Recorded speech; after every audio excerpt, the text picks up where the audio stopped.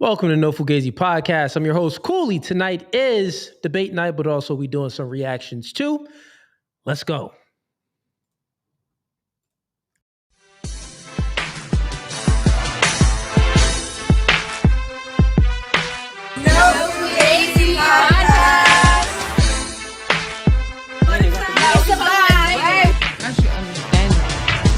You could understand out the door. Listen, chick, go ahead and understand out the door. That's the old intro. We brung back the old intro for these streams when I'm not doing a girl show. The new intro will remain for the girl show. Once again, just a few updates for all of you guys. The girl show we're only doing that once a month. The next girl show is most likely going to be this Friday for this month. Actually, we probably getting in two more because my recruiting team has been doing a good job recruiting the girls. And we're trying to get some more girls on the show right before we break it to just 1 month only. And then sometimes it may even be like, 2 months without doing a girl show. We'll see. The main focus of the podcast is going to be on debates, reactions, and also I got the podcast that I'm doing with Marquette called the Commission Podcast. I know a few people in here had some questions. Let me go ahead and bring this up. Jackson Kennedy says, will we get an answer to why today's Commission Podcast was censored or shut down? You know what? They went ahead and shut me and Marquette down because we speak in too much facts. So it was the Matrix. The Matrix came in and did an attack and shut the stream down. Who do I sound like right now? Andrew Tate. That's what I sound like right now. No, man, it wasn't no Matrix attack or anything like that. The truth is, when reacting to clips, certain clips, they depending on who posts clips, it'll be flagged. So when reacting to clips, it's best to at least stop it every 30 seconds, pause it, and then give a response, and then play it for 30 seconds and pause it and then give a response. It's best to do that because they don't let us know which clips, which videos have copyright restrictions on it. The Jubilee video that we were reacting to with Jordan Lee Peterson versus 20 college students, that just happened to have some copyright restrictions placed on that. So then what happens is when you're watching the video, when you're playing the video live, YouTube, with their mechanisms and their algorithms will find and sense that, oh, this video is being played and it has a copyright restriction on it. So we're going to go ahead and flag whoever else plays this video for too long. So in order for the only way to get away with it is, you have to play it for at least 30 seconds and then go on. I say a maximum of 30 seconds and then pause it, 30 seconds, pause it. So, and we've kind of known that, but I probably put it on me because when I was handling the, reacting to that video, I was actually handling the mouse at that time, not Marquette. So it's on me. It's my fault, not Marquette's fault. It's my fault because I let the video play for too long. All right. Besides that, though, we got a few links in the YouTube description. For anyone that wants to debate tonight, go ahead and click the first link in the YouTube description. First link. And the second link is going to be for the membership. So if you like the podcast, you want to continue to support the podcast, click that second link and join up for the membership. We got 3 tiers. The first tier is Gang. Second tier is Hitman. Third tier is Mob Ties. You join any of those tiers, you're locked in with us. You get special privileges and accesses to speaking with me personally via Instagram or Facebook or Discord or whatever it may be. Just let me know that what's your membership. Let me know that you sign up for the membership and also provide me with your YouTube username, and then I can go ahead and verify that, and then we'll go ahead and chop it up. A lot of people that are members, they speak to me all the time. They send me just, regular messages, chop it up with me, and I speak back with them all the time. So if you want to become a member, join up for click the second link in the YouTube description. Also, tonight when I do reactions, I don't react to the things that I want to react to. Now, when it comes to the commission podcast, me and Marquette, we talk behind scenes and we pick out a video that we want to react on. But like for tonight's stream and debate night, no, man, I react to the videos that you guys send me. So the membership send me. So people who sign up for the membership, you guys want certain takes on certain videos, and I go ahead and I react to it and give you guys my perspective on it. So that's how it goes. Let's see. Also, super chats. Anyone that wants to go ahead and send in a super chat and support the podcast, go ahead and send in a super chat.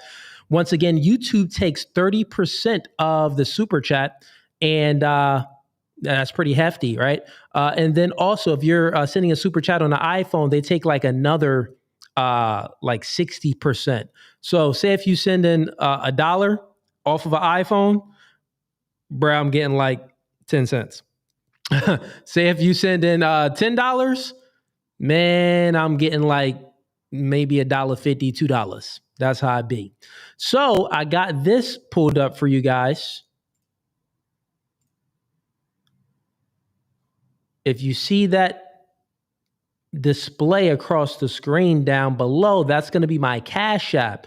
If you want to go ahead and support the podcast and donate in, just hit me in a Cash App, man. So the money that you're supporting the podcast with is going directly to me and nobody else. Let's go ahead and make this black. It just looks better black. So yeah, you could hit me up via Cash App if you want to. If you have a question too, so it'll come right on my phone. All you do is just send in the money, and then you can go ahead and write your question right on Cash App, and I'll go ahead and read your question out loud, and I'll answer it. If it's a statement that you're just making, I'll go ahead and read your statement, whatever it may be. Okay, so let's get into a few things. Once again, tonight is debate night and reaction, so anyone's welcome. Haters, feminists, please bring in some feminists. Please come in, feminists. Secularist, all the ists, come on in.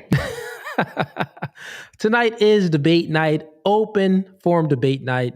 I'm not prepared. So the thing is, you kind of have an upper hand when you come in for debate night because it's like you already got what you want to speak about. I don't know what you want to speak about. So you have the advantage. Take advantage now. You get your time to shine, take advantage, and we can have these discussions. Okay, let's get into the first clip for today. First clip. And also, I just want to make sure my audio is crispy. I know before I had like a big echo on it. Let me check real quick and make sure the echo isn't on there anymore. Hopefully it's not. We can have these discussions. Okay, let's get into the first. Man, that sounds beautiful. The echo is not on there. Okay, we got, let's see here. We got Jackson Kennedy sends in $5. Thank you explaining that first thing. Thank you for explaining that first thing. Of course, man. I got you, man. I got you. I seen your comment come up. So I'm like, you know what? Let me go ahead and, respond to this. Because we were going live. We were reacting to it. And me and Marquette's chemistry is good chemistry, man. That's what happens when you get two confident individuals on a podcast doing something together. I know his strengths. He knows my strengths. And we kind of just play off of one another when it comes to the topics that we're speaking about. Okay, we got Wick Kid Dream 187 became a member. Shout out to you, man. Shouts out to you. Welcome to the gang. Welcome to the gang, man. Welcome. Welcome to the squad. You locked in with us here on No Fugazi, man. You locked in. All right. Let's go ahead and close that one out. Okay, so I got rid of the reverb, which is perfect. I just listened to it. It sounds good. Shout out to Scooby Doo in here supporting. Okay. Let's bring up this first clip. Let's see what we got, man. Let's see what the supporters sent in for me.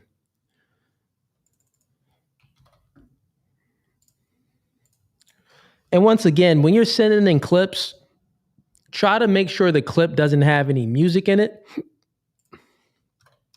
because I'll get hit with a copyright strike if it does have, certain movies that has copyright restrictions on it. I'll get hit with a copyright. So hopefully I spoke to a lot of the members. Hopefully there's none on today. If I do hear some familiar music in the background, I'll go ahead and stop it and I'll get to another clip. Too many copyright strikes. If I get too many of them, I won't be able to go live, I do believe. So, all right, let's see what we got here.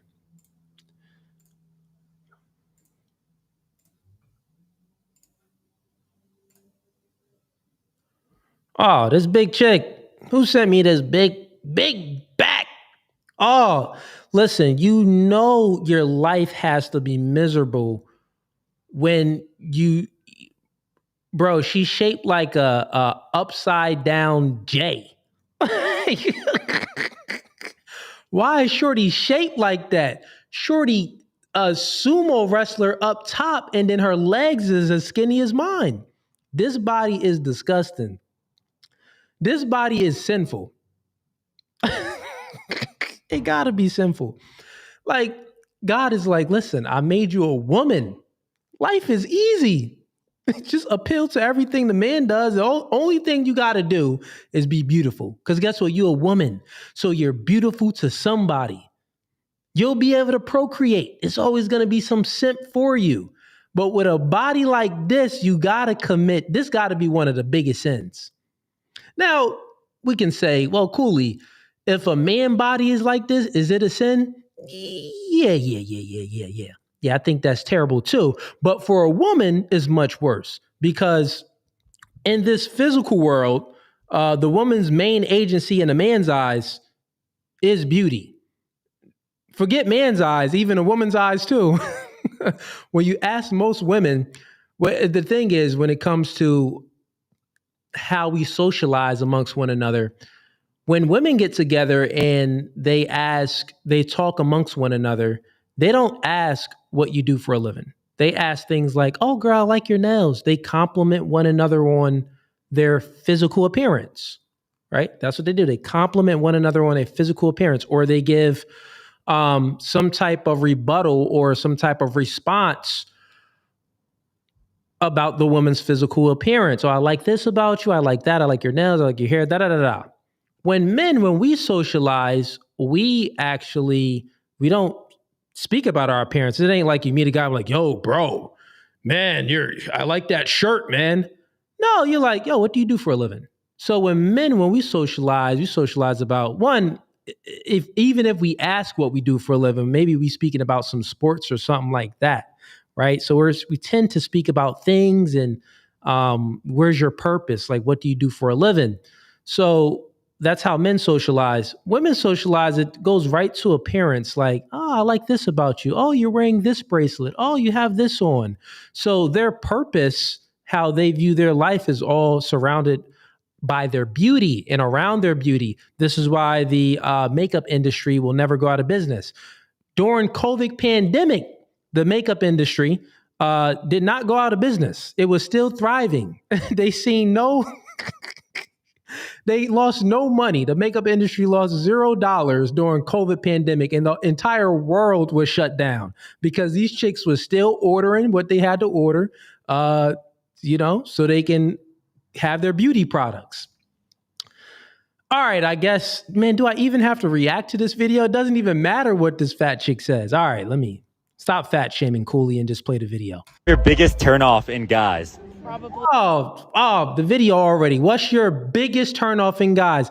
Man, I know what her biggest turn. Why is, you know what? I have to stop. We got to play the video more. I'm gonna have some restraint here.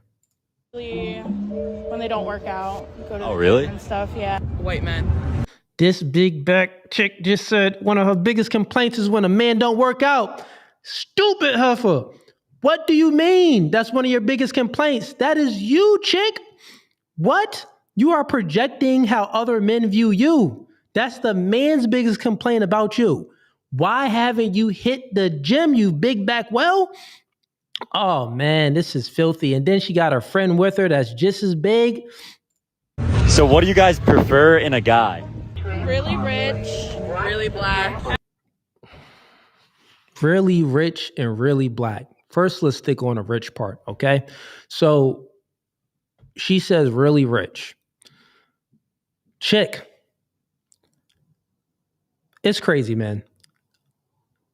How women can have these high standards for the opposite sex and they just think it's okay. And the thing is, I experience this on every podcast that I do when I bring women on, and they just have this like over sense inflated ego. They view themselves as, you know, God's favorite angel, and this is why they say dumb things like this. They also say dumb things like this because they're always being lied to by simps in their DMs, always being lied to. But not only that, it's like, so you view yourself so high and you have this ego and you're overweight and you're obese, but you think that you deserve a rich man? Think about this. I'll ask that fat chick, well, what does the rich man get from you, big chick? Besides you looking like a beluga whale. What does the man get out of this deal? One, you want him. You want him to hit the gym, you ain't hit the gym. You want him to be rich, you ain't rich. You want him to be black, chick, you ain't black. What? What does the man get out of this deal? This is a horrible deal. Trash deal. Big trash deal. Oh man. And I know the dude that hit, it's a dude that's hitting this. That's the crazy thing. There's some weirdo out there that's clapping them nasty, ugly, fat, obese cheeks. Mayonnaise is everywhere. Ugh. This is probably what caused COVID-19. Forget the bats. This chick caused COVID-19. Somebody clapping these cheeks caused COVID-19, the pandemic, because with that moisture and that much, you get what I mean, man. It's diabolical. And I don't even use that word. Actually, I hate people that use the word diabolical, but god dang, certain things, you just got to use the words because it matches up so perfectly with it. You big chick. All right. Let us see what else she says. At least 6'5". Podcast over. I ain't doing no more podcast. Shorty said rich, black, hit the gym, and 6'5".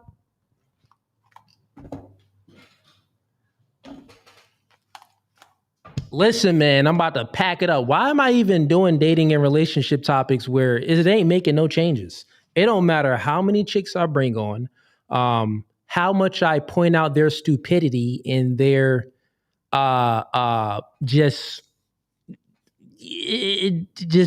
live in la la land, their delusion. It don't matter how much I point out their delusion and stupidity. These chicks always gonna be dumb. It's always gonna be dumb ones out here that's fat and and she happens to have a gap in between her teeth right here. Oh dang! She probably eat burgers like this. She don't even bite the burger. She probably slip it through her gap. That's why she's so big like that. Like, freaking chew fries through it. She'll just slip the fry right through the gap. God dang, that's why you got so big. Your parents should have worked on a better dental plan for you. Maybe you wouldn't be that big. Who knows? Or you was eating so much and the gap kept widening. You know when you just eat, like, I don't know what it is. I've never been that big and I don't understand how people got that big. But it has to be a reason why the gap is there. If you're eating so much, look, all you done, I'm sure it's probably separating the teeth because you can't go a minute without shoving food in your mouth. Skittles and tasty cakes and all right, that's enough. I'm gonna probably get canceled talking about this fat chick. Let me move on. Whoever sent me this clip, I don't like you. Listen, listen, man. Whoever sent me this clip, I'm removing you off of the membership. Listen, you getting removed off the membership for sending me this clip. I'm pissed off reacting to this, and this is the first video. All right, let me see, man. Hold up. We got a caller in here. Let's bring up a caller. Caller wants to debate. Let's bring him on up and let's close this. I guess we can get more serious now, chat. I guess we can get more serious. We got Mike Young sends in $2. Why don't you do movie reviews? You know what? Mike Young, that is a good question. And you know what? I should do some movie reviews because I'm a critic. And not only that, I watch movies. I don't really watch, I watch movies when I got time, but I'm like a movie fanatic. You know what I'm saying?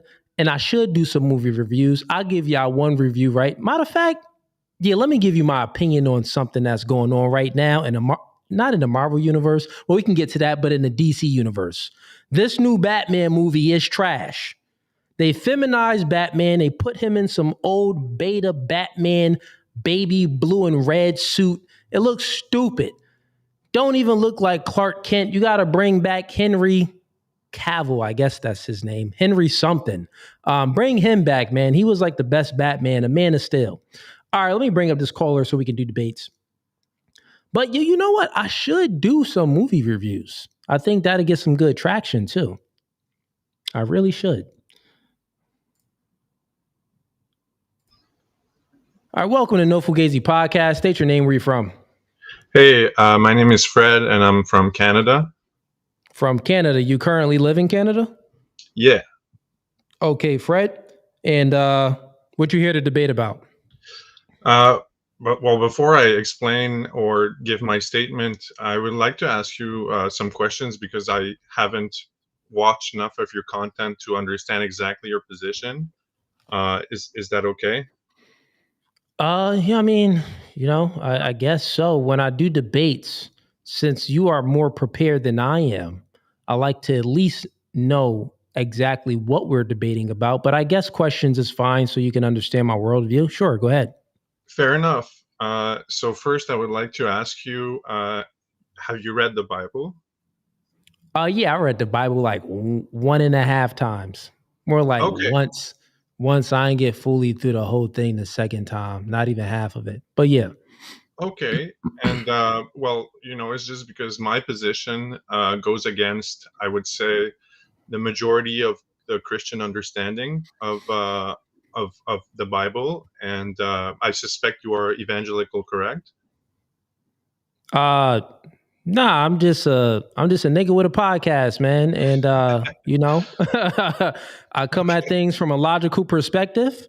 I I would like say that. that I do believe in Jesus Christ.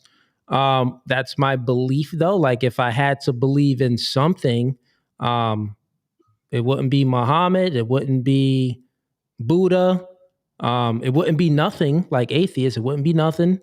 It would be Jesus Christ. So I would say that his story is more appealing. And why would I, why would I believe in something that's not the most powerful? Jesus had powers, the other prophets and people never had powers.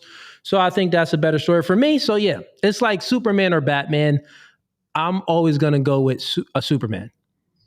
I agree. We Yeah. need to pick the winner, the one that wins at the end of the story. 100% is Jesus Christ. So yeah, it's just let me explain my point of view and let me know what you think about that. Okay, so you stated that you do not believe in, like, you're not. Are you atheist? What's your belief?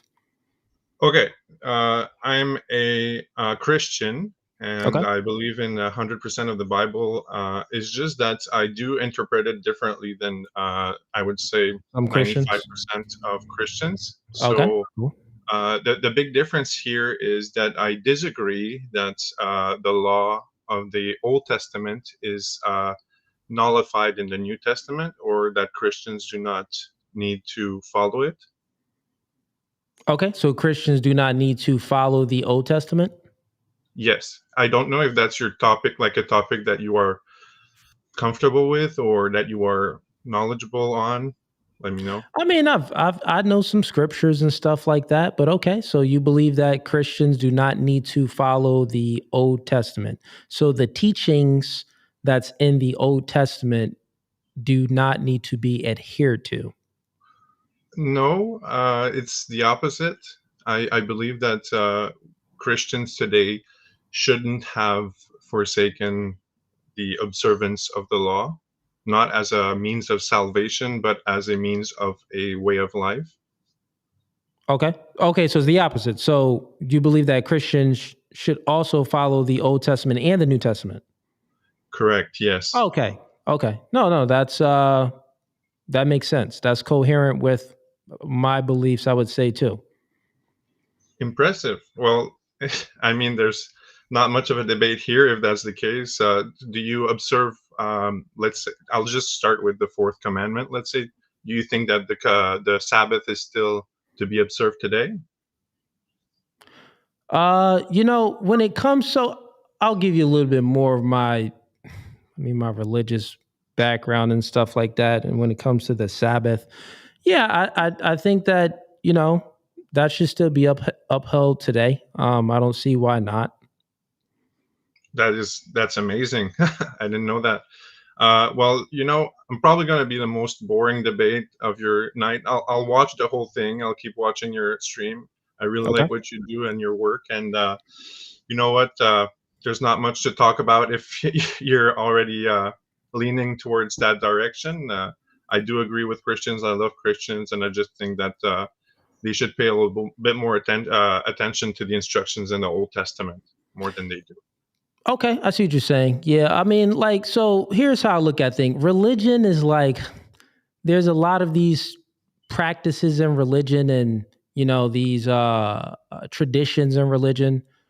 When Jesus came, there's I could quote many things in the New Testament. He's like, get rid of the traditions and stuff like that. I'm the law.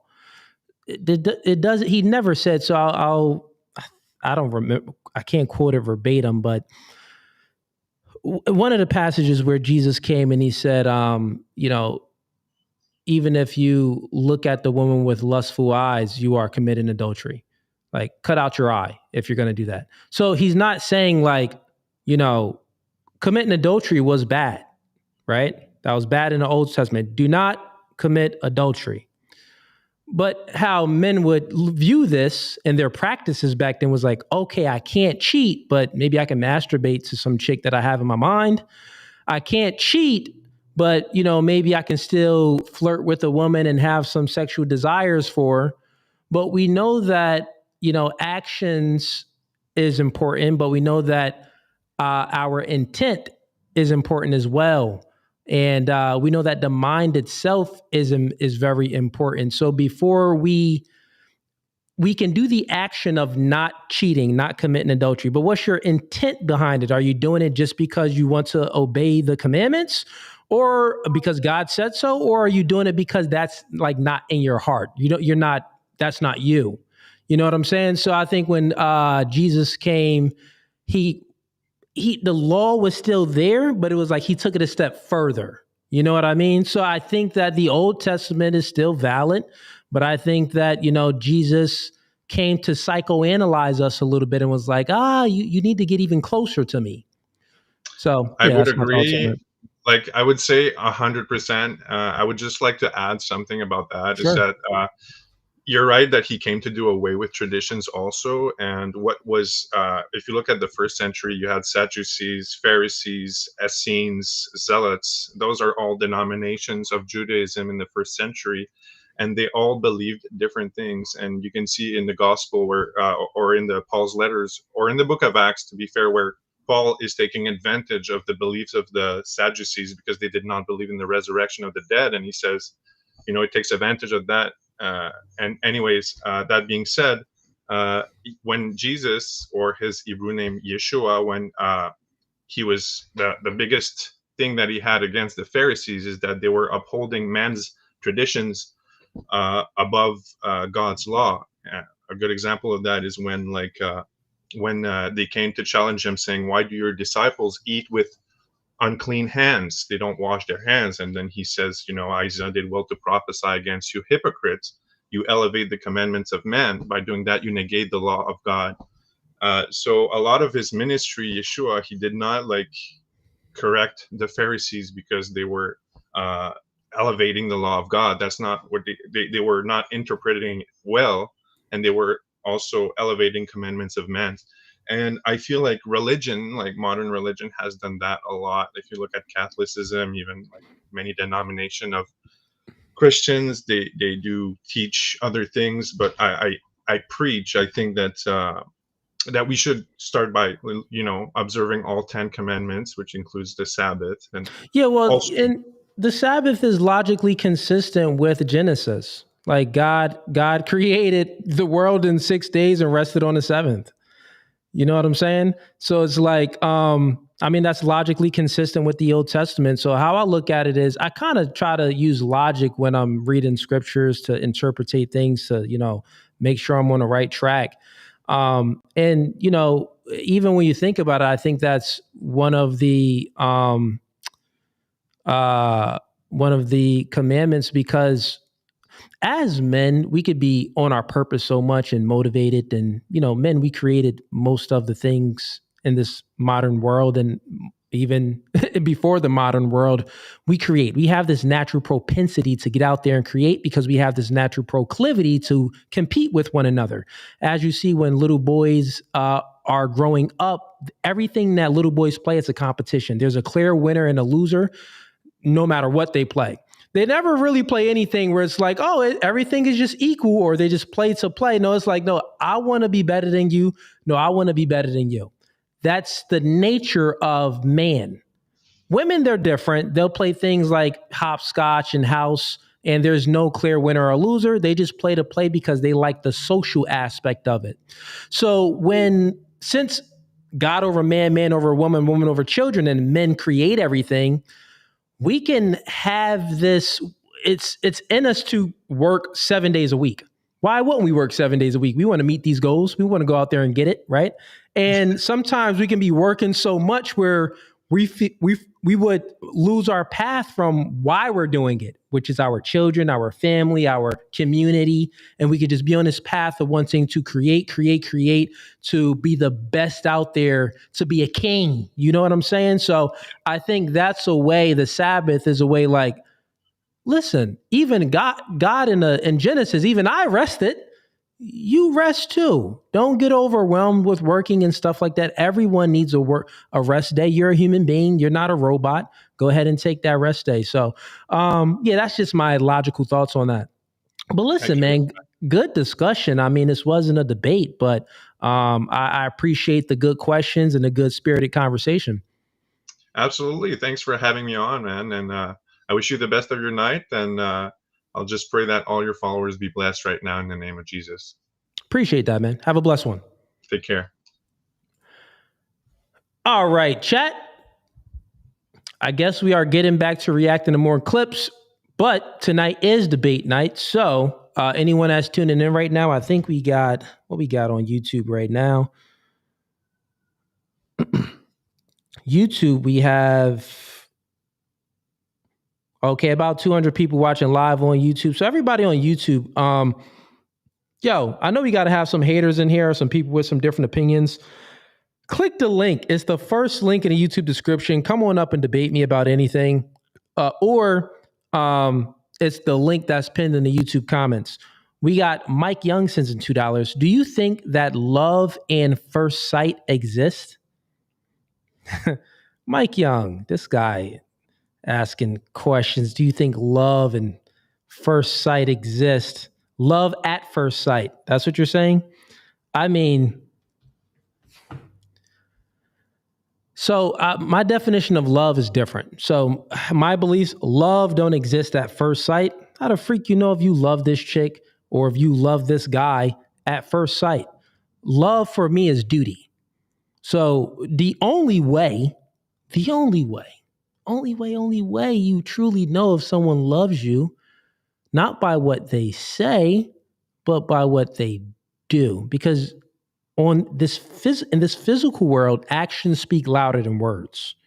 They just do, right? So with that being said, yeah, man, I think that anyone that is falling in love with a chick at first sight, they're a simp, and they're probably uh in some way already worshiping a woman and making the woman their god. Because how can you just love someone at first sight? And if that's what you mean by like in love, I do think that I'm a person that I have love for everyone, but this is a different way of using love, right? Meaning that I have no hatred in my heart for anyone, any different religions, any different cultures, ethnicities, races. I have zero hatred in my heart. So for me, I'm one of those people that would be like, all life matters. Like even when a whole Black Lives Matters came out, it was like, yeah, that's cool. I see what you're saying, but I mean, all life matter as well. I know the point of the Black Lives Matter, like, oh, well, no, we want to go ahead and let them know that, police brutality and these things are bad. So we need to let society know that Black Lives Matters. The thing is with those people, you know that they have hatred in their heart because when you say that all lives matter, they'll get mad. Oh, wait. If you have no hate in your heart, it should be totally fine with saying all lives matter. I illustrate that to say that love in that aspect, no, you should love all people. You don't want to have no hatred in your heart. But if you're speaking about male and female intersexual dynamics, no man should be falling in love with a chick at first sight. I also think that when a man is more mature, he loves a woman much differently than a woman loves him. So when a man is mature and masculine, he loves the woman much differently than a woman loves him. Meaning that women love the man from a very emotional aspect. Like emotions is tied to their love. Like they love the man, they should love the man. And I would say most women want to love a man where they can't see their world without a man, right? They can't see their world operating without their man. That's how much they love their man. And it's okay for a woman to love a man like that. That's fine. If Eve would have loved Adam like that, she would have never bit from that dang apple. The thing is, when a man loves how a woman loves him, then that's when it starts to get a little sticky. You start to walk down a wrong path of worshiping a woman because it's not, you let all the logic and rationale go out and it's very emotional based. And when you're loving a woman like that, man, you cruising for a bruising, homie, because you're more likely to be very vulnerable with the chick. You're more likely to get out of your masculine frame, and you're more likely to just to be a little bit more feminine. You're more likely to be like, however you feel, you're more likely to cater to the woman's feelings. I'll say that. You are more likely to cater and adhere to all of the woman's feelings. And feelings is a you problem. You should not cater and adhere to all of your woman's feelings. That's dumb. They don't even be understanding why they feel the way they feel. It's up to you to help regulate their feelings, to help regulate their emotions by giving guidance and instructions, by providing order and stability. So, no, man, you shouldn't be falling in love at first sight, and I don't believe in that. I know that was a long winded answer, but I had to break it down to y'all so y'all really know my viewpoints on it. Okay, let's get to some more clips.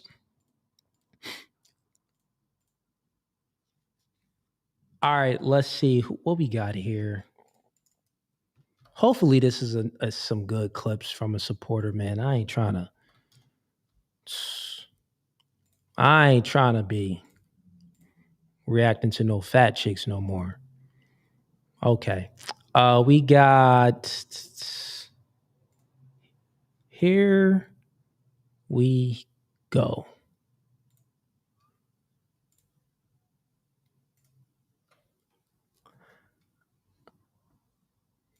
So right off the bat, it says, I saw my whole future back there. Okay, let's see what's going on. Excuse me? Excuse me? Can you give me a location? Huh? Can you help me find out like a location? What? Can you help me find a location? Location to what? Your heart? But you look mad good though. What's your name? You got a boyfriend? So game was super weak right off the bat, but and this is why, like, men, we are very, very simple creatures. Her face, let's just bring this back. Excuse me? Excuse me? Can you give me a location? Her face is literally it's below average. Her face is below average. She has a hoodie on. The hair is definitely fake. And the only thing that he's desiring about her is the wagon back there.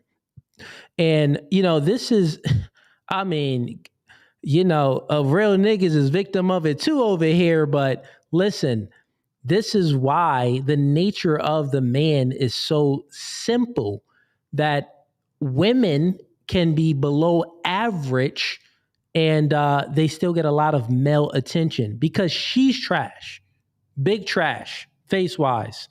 And even like the wagon didn't even really move like that. Hold on. Can you help me find out like a location? Time out. Homie game was super weak though too. Can you help me find a location? Come on, man. Be direct. There's one thing you're going to learn from watching No Fugazi podcast when it comes to dating and relationships, if you are a man, you need to be direct. Don't be indirect with your intentions to women because that's when you come off weird. I repeat, females calls the guys, when females call men weird, they call them weird is because he wasn't direct.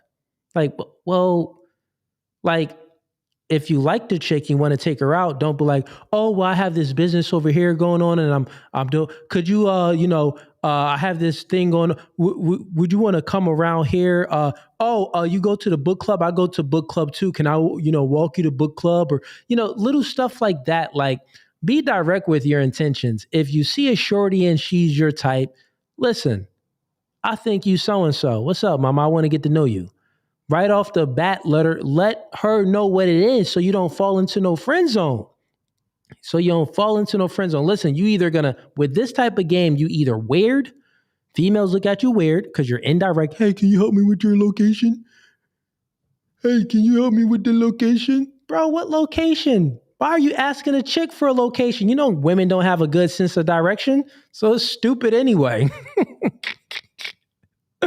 Yo, women, generally speaking, women's sense of direction be super trash, man. But when you're very indirect like that, females look at it as weird, or if you're not weird, they'll just position you in friend zone because you weren't direct with your intentions. So that's what happens. What? Can you help me find a location? Location to what? Your heart?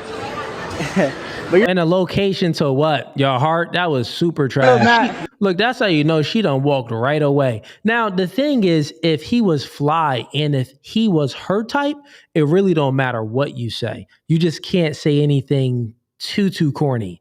Like, this was corny, but if you were her type, and she probably would have gave you a chance, like, oh, my heart, you funny. She instead of laughing and walking away, she would have laughed and stood right there because you meet her prerequisites, meaning height requirement, race, whatever it may be. She think you fly. And if you was fly, she wouldn't have walked away. You look mad good though. What's your name? You got a boyfriend? So you could already tell from the wagon. So when there's a wagon like this, one right off the bat, it's fake. So she got her body done because from the front, she had like zero. It was like no stomach, so you can tell she got the fat transferred from the love handles and from the stomach and positioned right back there. And these two crab cakes back here. So she got the fat position right back there. And it's not moving how it's supposed to move. And not only that, with a wagon this big, it should be hanging. This cup action should be a lot more cuppier. The cup should be there. There's no cup really down there. It's just kind of like thighs and then whoop like that. And it's all the way up on her back. Like, a woman with this type of frame, the wagon wouldn't be like that. The wagon will be lower, one, and it will be more back. It wouldn't be all the way up there. So, one, this body is fake anyway. And, real men out there, we ain't finna mess with no fake bodies like this. Like, come on, man. I ain't finna mess with that. That's too fake. Too fake. But niggas be thirsty and they want to smash. So guys would hit on her. All right, let's go ahead and stop sharing that. Get the likes up, man. Like the podcast. I'm giving y'all some good game here with these clips that the supporter sent us. So do this for me.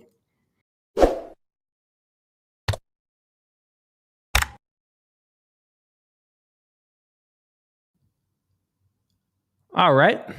Okay, once again, this is debate night and reaction. So anyone that wants to go ahead and join stream, I do see two people back here, but your camera and your camera isn't on. So when you do come backstage to join debate night, your camera must be on, or I'm not bringing you up. You have to show your face, or I am not bringing you up. So just take notes to anyone that wants to come in or about to come in. Make sure your camera is on and click the first link in the YouTube description, or click the link in the comments, and we can debate about anything you want to debate about. Feminism, if you're a feminist, we could debate about, religion. Why not? Like if you're an atheist, I like those type of religious debates where I'm debating like, is God, it's either God versus nothing. Oh, you believe in nothing? Ha ha ha ha. Stupid kid. Tricks are for kids. And I believe in a higher power. I like those type of debates. But the religious debates itself, it don't really go anywhere unless you're like a black Hebrew Israelite and you have like some hatred in your heart. I can defeat you easily, like I've defeated many of them before.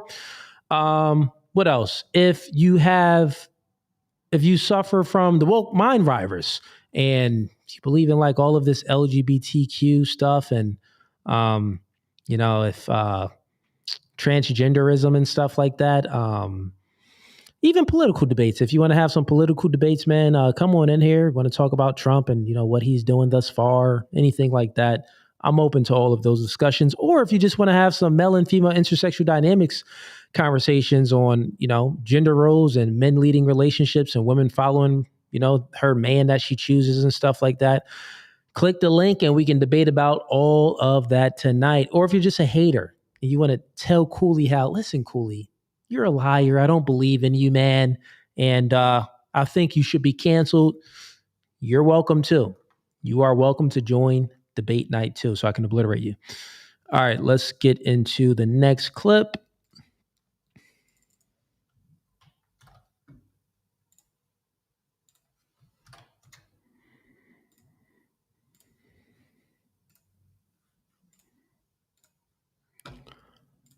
Okay, this one should be interesting. It says, Kevin Gates said he would allow his woman to sleep with another man as long as she records it and shows it to him. Oh, man, not my man Kevin Gates over here being a cuck.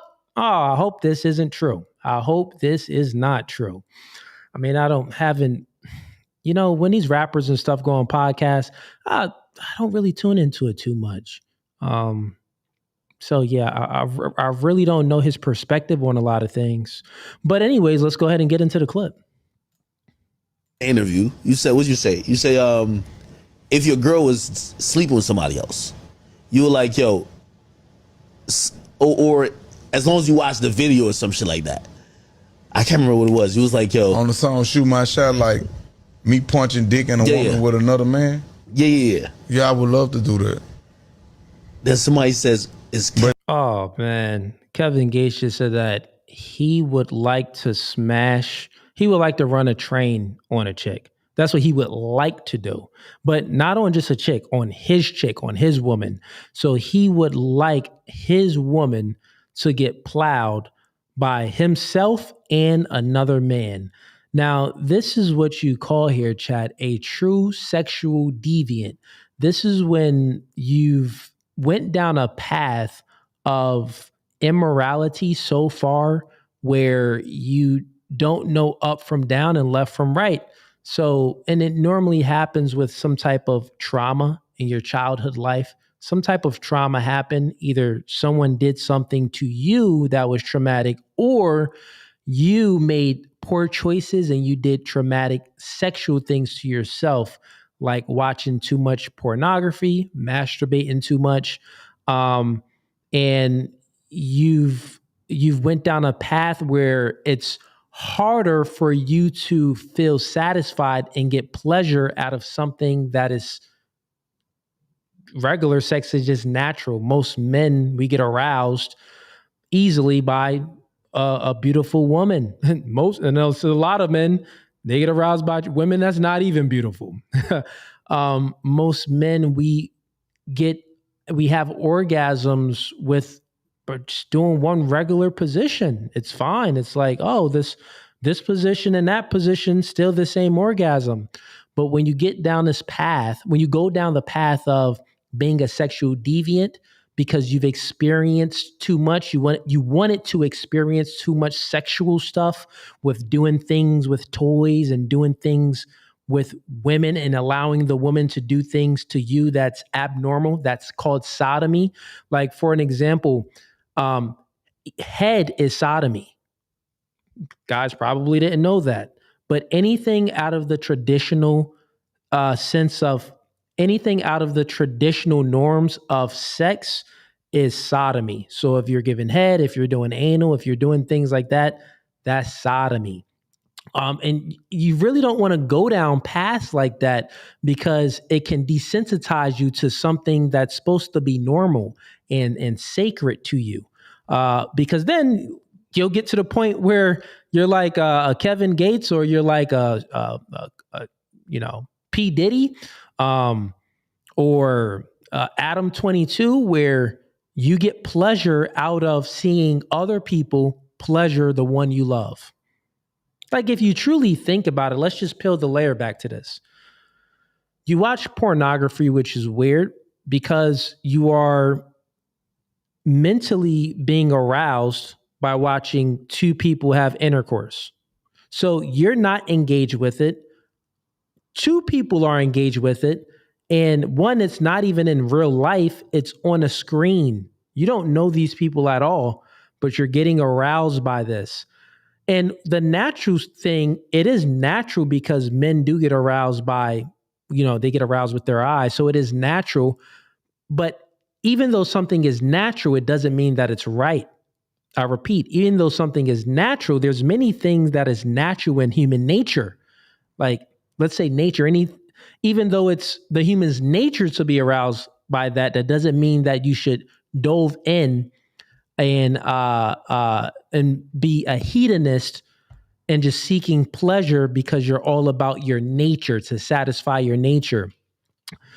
With that being said, it's weird and it's disgusting to watch pornography due to those reasons, because you're actually watching someone else do things to the point where you'll be desensitized in your own relationship or sexual partners, because you will want not only the point of view, the POV, right? Not only your own POV, but you'll want different angles to view these sexual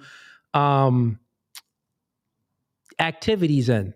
Then you'll get to the point where, forget me even doing it, you want someone else to do it to your woman so you can view it in real life because you watch so much pornography. So yeah, man, it's not healthy. It's very unhealthy, and it leads men astray. It's disgusting. It's like, that's the delusion. We speak about women's delusion and how they like to believe in Disney fairy tales and stuff, but men can also be deluded too. And we're seeing it right here with this interview with Kevin Gates and academics. But it gotta be a man that respect the woman like I respect her. It's a lot of women fantasize about that. They just have a fear of judgment. Okay, so then, I'm sorry, guys, for pausing it, but he says something important there. He says that, well, academics asked him a question like, so you'll just, let any man, bang your woman. He says, well, it has to be a man that respects my woman like I respect her. And this is telling, because, well, do you even respect her if you're allowing her to be plowed by another man? does she even respect you if she's allowing another man to plow her? Does that other man that's plowing your woman, does he respect you or her? Yeah, it's like people just toss around these words like respect, which they take the impact off of respect, because respect has meaning behind it. And I would say that you allowing your chick to be plowed by other men, you don't respect her, she doesn't respect you. And the man that's plowing your chick definitely doesn't respect any of you. That's just a fact. If there's something about human nature that's in us, no, we don't respect those men. We don't respect those men at all. All right, let's continue on. Talking about like a threesome or whatever. Yeah, like a threesome. I'm in all that. But no, you said to Young Miami, you were like, yo, if you go sleep with somebody, bring the video back that we can watch. And I'm like, hold up, man. You my favorite porn star. What up? Nah. That's my homie's like, nah, you gotta ask me if he's, because they said that's like white people cuck stuff. Because that's what... I guess so, but I got a big long dick. That is a fact, academics. That is some white people cuck stuff. But now we can't even say white people because Diddy out here doing it. Kevin Gates just admitted he doing it. And I even heard Whack 100 say something about he has a video of... well, I can't remember his name. The dude that y'all always say I look like. From LA, he died. He was married to Lauren London. Well, I remember his name. Someone put his name in the chat. Put his name in the chat, somebody, for me.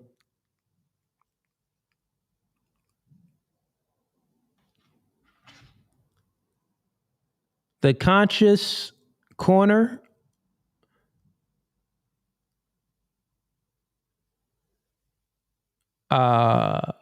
Yeah, I mean, you could come up. Let me see what you said.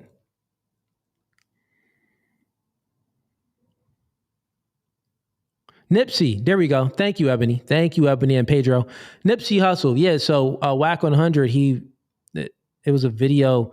He's claiming that he has a video of Nipsey Hussle and his first baby mom doing stuff with another man, and it was some gay junk. So it's like, God dang. So these rappers are even out here doing some wild stuff too. And yeah, man, it gets a little weird there. Let's continue on.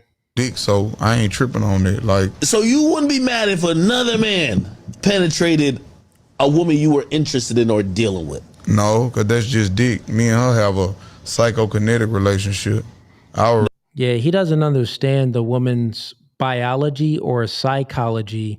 If you are in a relationship with a woman and you have some psychic relationship, like he said, no, women can't compartmentalize from the emotions from the physical, meaning they put it together. So if a woman is going to do anything physical with the man, there is emotions attached to that man to a degree.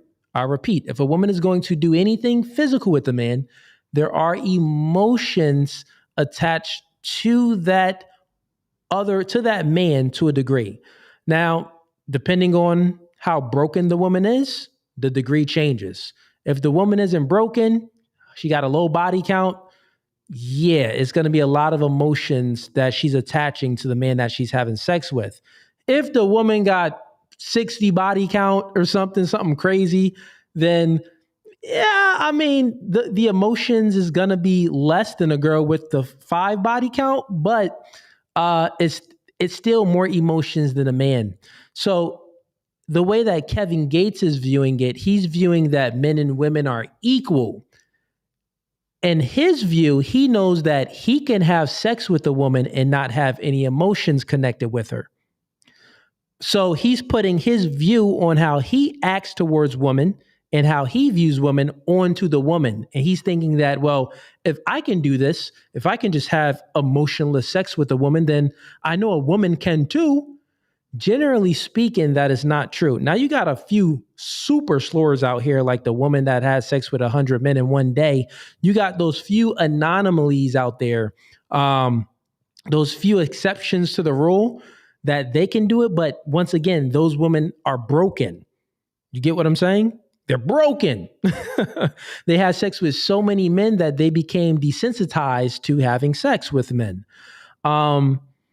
So yeah, that's the thing. It's like it sucks to see that he doesn't know what he's speaking about right now, and that he's so deep into the sexual deviantness that he's far gone when it comes to his sexuality, that he'll accept his woman to be plowed by another man. That's probably why Brittany Renner is happy in that relationship. She's like, yes, I got me I got me an artist, I got me a rapper, and a rapper that's going to let me get plowed by other men. Yes, because you already know she at 304 anyway. She's already desensitized, so it's very hard for her to lock down mentally, for her to be locked down mentally and feel satisfied mentally. She knows that she has this something in her that she's always going to want. She's always going to want to see if the grass is greener on the other side, meaning that she's always going to be attracted to other men, even though that she's in a relationship, and not just attracted to other men, but she'll actually want to, experience other men even when she's in a relationship. So she's like, oh yes, I finally found a rapper that's rich with all the chains, that's to my liking, that allow me to get plowed by another man. It's crazy. It's crazy out here, chat. It is crazy. And Kevin Gates, he makes some cool music, man. Before I heard this, man, my respect level, because I haven't heard too much of him speak, but the respect level was at a decent level. But now it's like, man, I don't really look at you as that masculine and that guy anymore, man. It's you became a victim to your hedonistic ways. So it's like, dag, man. All right, let's play this a little further. Relationship is deeper than just sex. You're not telling you. I fantasize about, if I'm with you, hey, listen, you the object of my, you the object of my fantasy. Nate, you my fantasy, baby. You my favorite porn star. What you mean? We can explore every sexual avenue that you want to. I love you like that. I ain't gonna please you. What's up? And then I'm just all the way just sexual. Okay, so see, and the thing, like, that's Kevin Gates, he surely took on the female's nature. He says, I'm just all the way sexual. A man, that's not anything that's manly. Men aren't all everything about me is all the way sexual. What? It's perverted. That's perversion. No, everything about you shouldn't be sexual. You're a man. You shouldn't succumb to your carnal nature of wanting to. You shouldn't succumb to feeling pleasure so much. Like, the thing about me, chat, I don't care about feeling happy. I can't remember a day that I actually woke up and I was happy. I'm not chasing happiness. I don't care about happiness. Happiness is fleeting. I'm always in the same mood every day. I don't drink, I don't cuss, I don't smoke, I don't do these things, and I'm always in the same mood, right?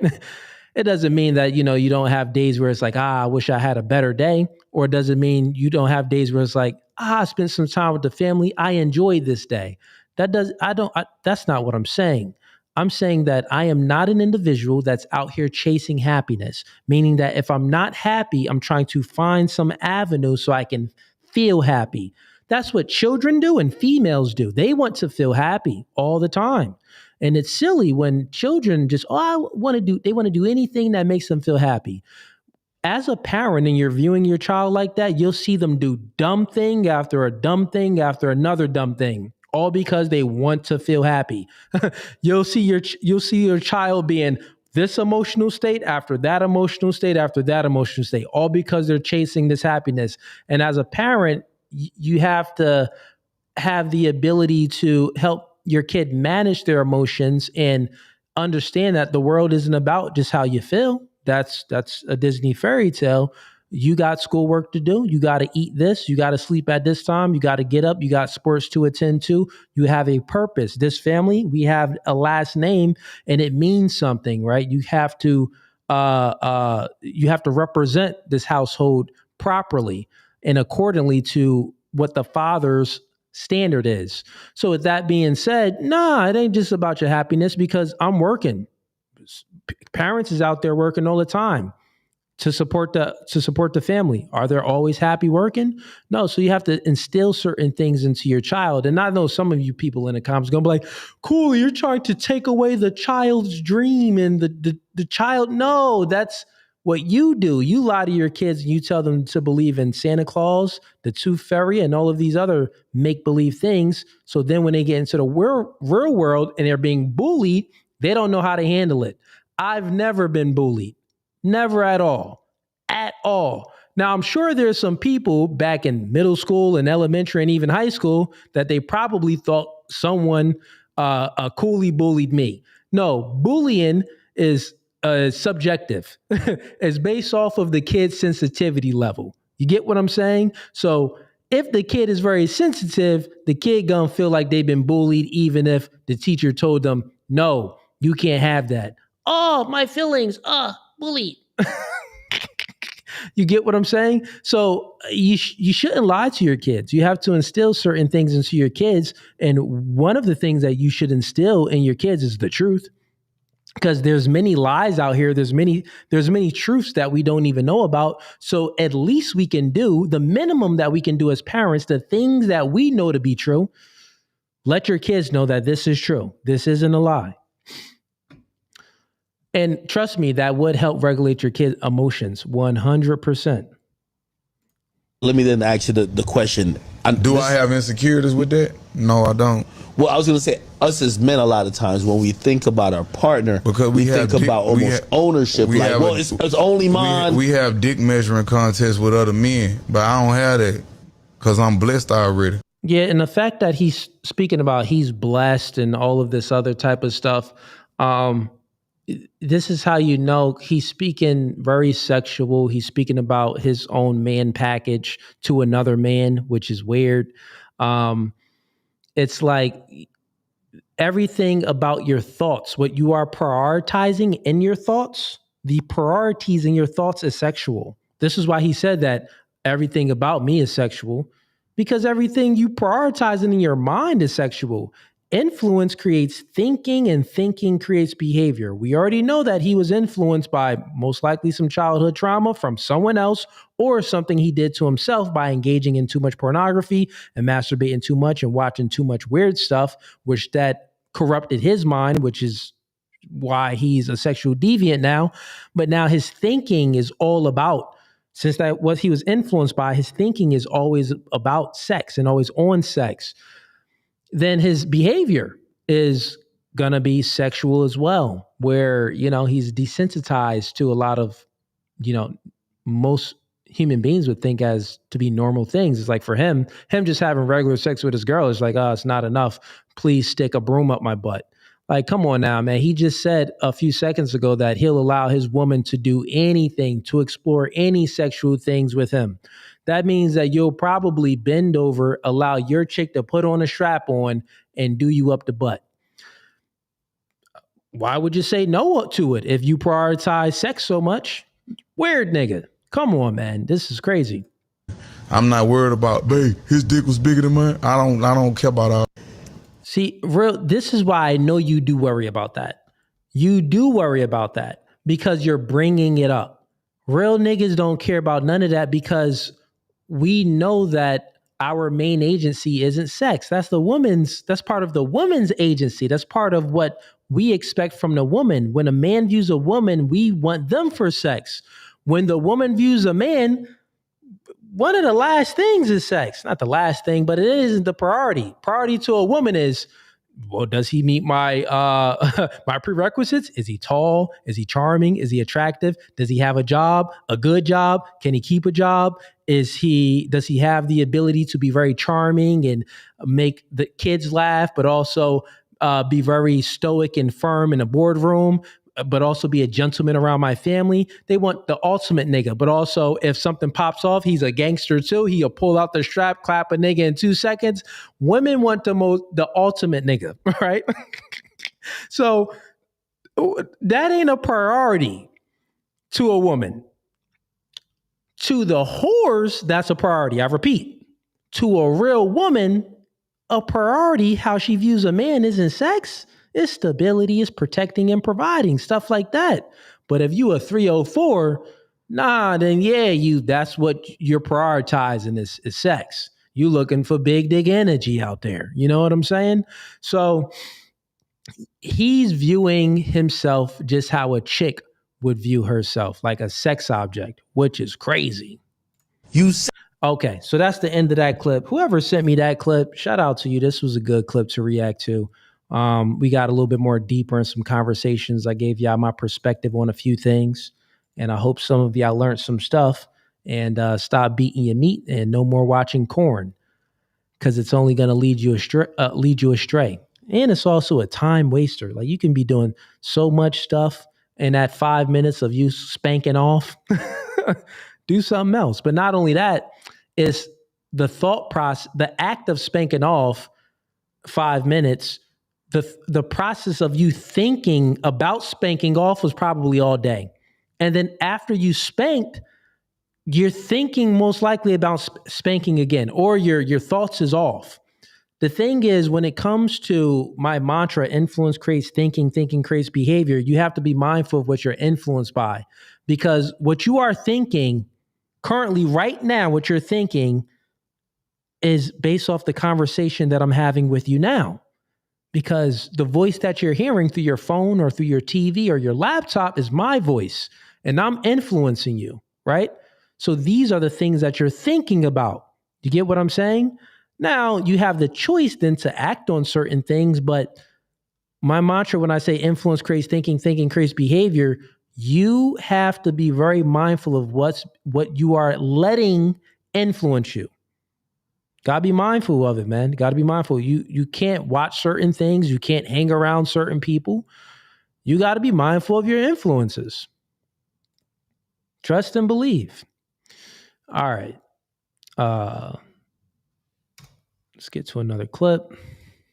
Isn't it fascinating that God has to tell men to love their wives and be not bitter against them? Isn't it fascinating that God has to tell women to admire and submit to their husbands? Isn't that fascinating that God has to tell that? Why does he have to tell that? Because it don't come natural. Because there's going to be a natural temptation for a man not to love his wife and to be bitter against her. There's going to be a natural temptation for a woman not to want to yield to her husband and not to want to admire him. But isn't it fascinating? This is fact. Shout out to Myron. This is a guy by the name of Myron. I watched him some time ago. Smart guy, rich guy as well, made his money himself. But shout out to him. What he's speaking is facts, right? There is a natural biological instinct for a woman to not to submit to a man, because the human nature is flawed. We're susceptible to outside influences. So there's going to be temptations that happen and that can tempt a woman to not respect her man and not follow her man's lead, like maybe her mother or her girlfriends or Bad Girls Club or Hollywood Housewives. The shows that she's watching is influencing her. Well, you don't really have to respect Kenny. Don't worry. Listen, when Kenny tells you something, just laugh at him and go do what you want, girl. Like, there's always going to be a temptation and an outside influence that's corrupting your thoughts and your actions. So you have to be mindful of what you are allowing to tempt you. Same thing with a man. There's going to be, so many temptations that men have that's going to tempt you to lead you astray, to get you off your purpose, to get you off your path as a man. So yeah, good clip. Not much to speak on that. Myron broke that down perfectly. Let's get to the next one. Also, man, live debate night. We are an hour in, only had one caller up. We got still 2 people backstage with no video up, so I'm not bringing you up. So go ahead and click the first link in the YouTube description, and I'll go ahead and bring you on up for debate night. And everybody that's tuning in right now, man, get the likes up, man. I'm giving y'all some free game. You watching tonight's stream and just getting a lot of free game since it's people that's scared to debate tonight. Y'all scared out here. You are scared. Don't be scared to click that link. I will let you in. On tonight's episode of No Fugazi. If anyone know what I'm referencing, I am referencing Dragon Ball Z. All right, let's get to the next clip.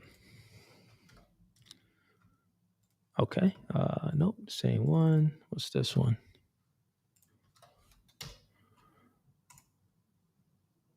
Oh, okay, this clip. So this gentleman here, his name is Oliver, the guy up top, the guy that Andrew Wilson is debating. This guy, Oliver, I'm actually debating him this Sunday on June 1st. So stay tuned to that. It's going to be a live debate here on No Fugazi Podcast. It's going to be a virtual debate, but I'm debating him June 1st on Is Feminism Good for Society? In my standpoint, Andrew Wilson already cooked homie, but I'm going to do some more chefing myself. Let's get to this clip. Hey, like certain people, it's like, okay, dude, yeah, I guess you could make the case that like grape is bad for certain people. No. For certain people. No, it's bad for everyone. No, it's only bad for certain people. Here, Andrew. like there's women, you agree, who have orgasmed during essay. That has nothing to do with essay. Okay, so I see what Andrew Wilson is getting at is because Oliver, he appeals to the harm principle, meaning that if it's not doing you any harm and you are getting pleasure or you feel happiness out of certain things, then it must not be harm, right? Harm is when it's not serving any purpose of happiness, you're not getting any pleasure out of it, and it's doing the opposite of all of that to you, so it's harming the person. Andrew Wilson just brung up a hypothetical to test his logic and say, well, if a woman gets raped and she orgasms out of it, is that good? Now, in Andrew Wilson's worldview, that's still not good, right? But in Oliver's worldview, it would actually still be good, and he has nothing to really back it up and say that it's not good because he appeals to harm principles and stuff like that, which is based off of preferences and how you feel. Okay, so let's continue on with this. Bro. That has nothing to do with whether it's essay. Are you kidding me? Bro, I didn't say whether or not it's essay. I said during essay. What does it have to do with anything? Well, yeah, so once again, he tried to flip it and said that Oliver said it has nothing to do with essay. Andrew Wilson corrected him real fast. No. I'm not saying that it has anything to do with essay. We know that it's essay. I'm talking about during essay. Oh, bro, if that's the case, right, then was it bad for them? Yeah. And that's Andrew Wilson. So he's saying, yes, that is bad for him, but he's not logically consistent with other things. I don't know if you guys watched that debate, but he wasn't logically consistent with other things that she said. So now here's this feminist probably reacting to it, and she's taking the clip out of context, and she's most likely going to insinuate that Andrew Wilson was saying, like, promoting essay. I'm sure that's what she's going to insinuate. There's a term called non-concordance. It's where the body physiologically responds to sexual stimulus, despite whether or not the person is finding arousal or interest in it. So there's actually a scientific term. Yeah, so, and I know all about this, she's talking about a scientific term called non-concordance. Well, it's a term, but the term has to apply. The term has to apply. So she's insinuating that this would be a person that gets some pleasure or some or stimulation out of something that they didn't consent to. Now, when it comes to grape and essay and things like that, I'm sure there are women that actually did get some pleasure. They actually enjoyed it. You know what I'm saying? I'm sure there are a few weird women out there that actually enjoyed it. But then I would say the majority, most likely, no, that would be an exception to the rule out of the girls that like enjoyed it and also came from it. I know that this is incorrect based off what she's saying, because she's saying non-concordance and she's going after Andrew Wilson's standpoint. That doesn't make any sense, because women are slaves to their emotions. There's many women, they can't even get off no matter how good you're pleasuring them if they're not mentally stimulated. When you look at sex versus men and women, for the man to get off, he does not have to be emotionally stimulated and mentally stimulated for him to orgasm. Generally speaking, and the overwhelming majority of women, especially not the 304s, not the ones that's broken, they have to be mentally stimulated and have some type of emotional connection in order for them to get off. But there are women that can get off because they've been broken before, so they don't need as much mental stimulation.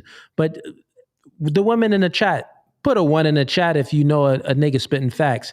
In order for you to get off, you need to put your mind in a mental state. If you don't put your mind in that mental state, you need the man that you're dealing with to put your mind in that mental state where you feel safe and you feel secure and you know that there's a connection, and usually you see some type of a future with him, or he's just so charismatic and so funny and so charming that the vibes is just all there for you.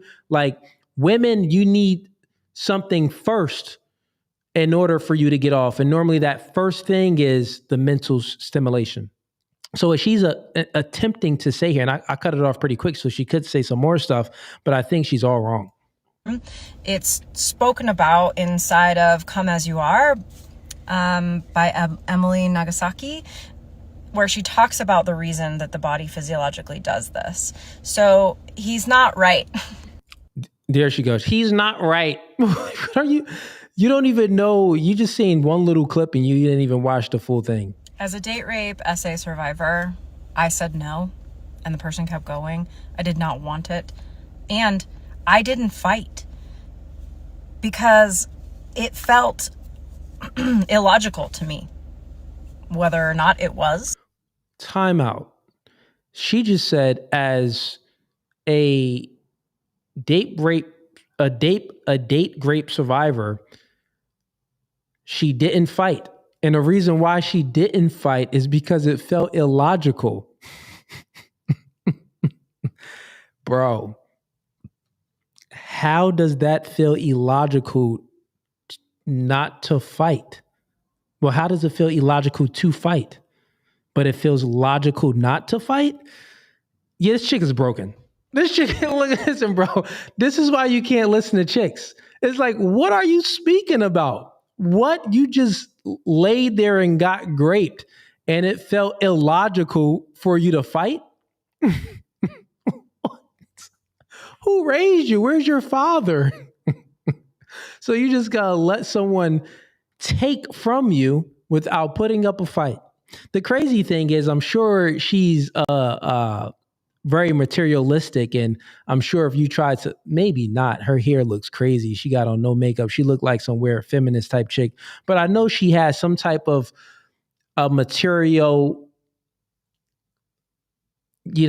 something material that she holds very close to her, whether it's her car, her makeup, her little teddy bear that she sleeps with all day. And I'm sure if someone tried to take that, she would put up a fight. But she won't put up a fight when someone's trying to take the most sacred thing that she has, which is her sexuality, her feminine essence of herself. When someone's trying to take that from her, she puts up no fight, which would allude to that, man, she's a 304. This chick's a whore. She probably let so many niggas hit it that she desensitized. So, and I'm not excusing the grape situation that she made. She probably was grape, right? But she probably so desensitized where she didn't give consent to the dude, but she's like, you know what? I spread my legs open all the time. Why not do it now? Go ahead. I won't put up a fight. Take it. This is crazy, bro. This is a woman she's been through so much trauma, she can't even think straight. Let's move on to the next clip. This clip was weird when she came in. What the freak are you talking about, you weird white chick? Bro, them the type of white chicks you can't be around. You know, she just got the eyes of a Karen and the eyes of a liar. Like the eyes like, oh, he looked at me wrong. Like she goes straight to HR. Byron was flirting with me. Look, Byron was flirting with me, HR, and I'm going to report you to HR. And then she makes her little report. She goes ahead and writes it up. Then HR reviews it. So Byron walked past you. Okay. And Byron said, you look real nice today. Yes. And I knew that he was trying to flirt with me and be sexual with me. HR, well, he just said, you look nice today. That's something that, you know, any coworker would say, any person that's just being nice to you would say, you look nice today. Hope you have a great day. That's something normal. But in her twisted worldview, she's a Karen. She tries to make everything a big deal. She hates her life so much that she wants to impede on other people's life and just make up lies and stories. Matter of fact, man, I take it all back. I think everything this chick said was a lie. I don't even think that she was great. Hey, listen, I could be wrong, but at the end of the day, you shouldn't look like that and you shouldn't have said the dumb things that you said, because now we can't even believe you. We can't believe you. All right, let's stop that. We got, let's get to the super chats real quick.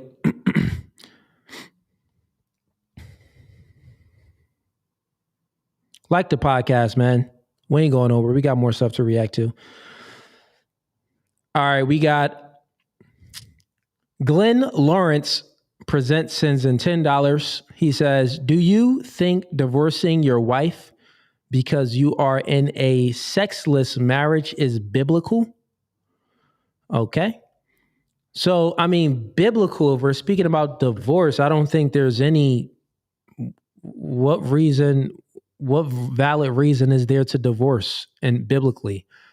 Unless like the man is abusing you, the woman, okay, it could be something there. But like, I mean, you chose that nigga. If you're speaking biblically, man, I don't think there's any grounds to divorce. I don't think there's, it's till death do us part and all of that. So nah, there's no grounds to divorce. When you think about biblically, you know, a lot of things is about forgiveness. A lot of things is about repentance. So I think in that marriage, you should try to work through anything. Besides if your wife cheated on you. Now you divorced that hoe. Listen, if the woman cheat, she going. She for the streets. There's no forgiving that. There is no forgiving that. Hey, man, listen, that's why my views is a little bit biased. Freak biblically. Look, shorty cheat, Bible go out the window. Phew, what God said, work on what? Phew, throw that Bible out. I ain't working out nothing. To the streets you go, whore. Little whore. To the streets you go. To the streets you go. Yeah, I mean, Christians, biblical Bible thumpers, it's nothing to debate about. This is Cooley being given some good entertainment. But not only that, I'm speaking for myself, man. Nah. Bible go out the window. Listen, man, shorty cheat on me. You up out of here. If I find out, you up out of here, dog. Listen, I don't care if we was I don't care if we live to be 80 years old together, 90 years old together. I'm 95 years old.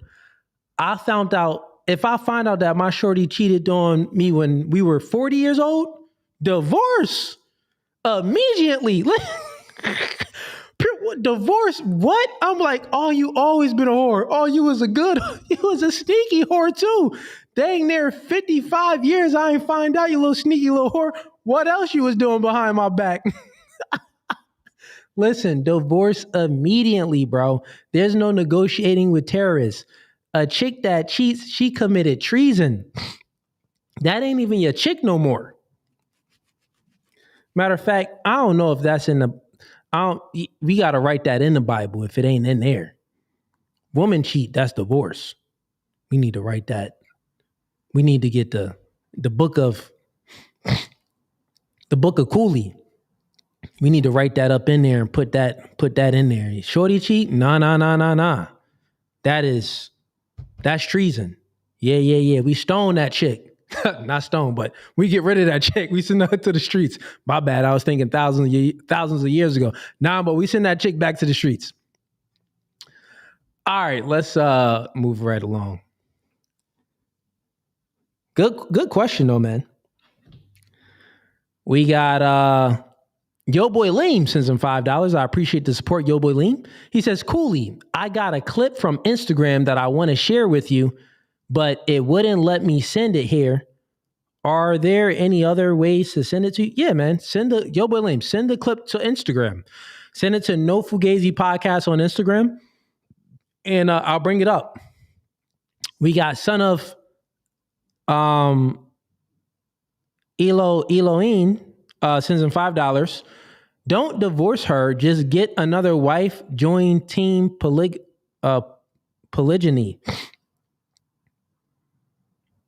Oh, okay, I see what you're saying. So, okay, you're responding back to Glenn Lawrence's comment. So Glenn Lawrence's comment was, his question was, if you're in a sexless marriage, should you divorce her? And then the son of this guy, he says, well, no, don't divorce her, just get another wife. I mean, listen, man, that chick, it ain't gonna be, if you that guy, bro, she gonna want to have sex with you. It's something you're doing in a relationship. And it's not to blame everything on the man, not at all. But I think the man should know the woman better than the woman knows herself. And if you are that type of individual like myself, if you know your woman better than she knows herself, you know that, okay, women they have a natural reaction to things of, women are a mere reflection of the man's masculinity. So if you're inadequate, if you're showing some vulnerabilities, she'll have a biological response, maybe not to be aroused at certain moments, maybe not to be that into you or that attracted to you because you've shown too much beta energy and too much feminine energy, and she's maybe not with it. And she's repulsed by you. So you got to try to figure it out. Is it something you did, or is that chick out there sleeping with someone else and she's a 304? Then you need to get rid of her. But I think that can still be fixable by just moving, maybe seeing how you were moving and making some adjustments so you are still operating in a masculine frame. If you know that you are still moving the way you're moving and you're masculine and you're still on your job, but for some reason she doesn't want to sleep with you, then she probably got some issues going on in her head, or the issues that she has going on in her head is her thinking about another man. It's one or the other. Either she crazy, she probably got some issues, shorty need to be checked out, or she's just thinking about Tyrone. Both of them are bad, but one is worse. Figure out which one. We got Glenn Lawrence presents, he sends in $20. Shout out to you, Glenn, supporting the podcast. Appreciate you, man. No fugazi. He says, fugazi. Jesus said, you can't divorce unless for sexual immorality. Okay, all right. Wouldn't being in a sexless marriage be considered sexual immoral, since sex is only permitted within a marriage? Not having sex and being married should be immoral. Good statement. I like the way you position that, Glenn. I do like the way you position that. You bring up a good point. And with that point that you bring up, I would say that, yeah, that would be considered. I think the sexual immorality is considered infidelity. But the woman not wanting to have sex at all, that would be immoral, because one of the woman's duties is to have sex with the man. I mean, it is, the Bible says cleave to one another. So, which that means of many things, but one of the things is be one with one another, have sex with only one another, stuff like that. So yeah, you bring up a good point, but I don't know if it's actually immoral. That's the thing. Good point, but I don't know if sexless is truly immoral, because we need more context. We need to know why she's sexless. Is she sexless because she got something going on in her mind, Tyrone or some other demons? So we need to figure it out. Or you can have the perspective, well, coolly, forget what she got going on in her mind.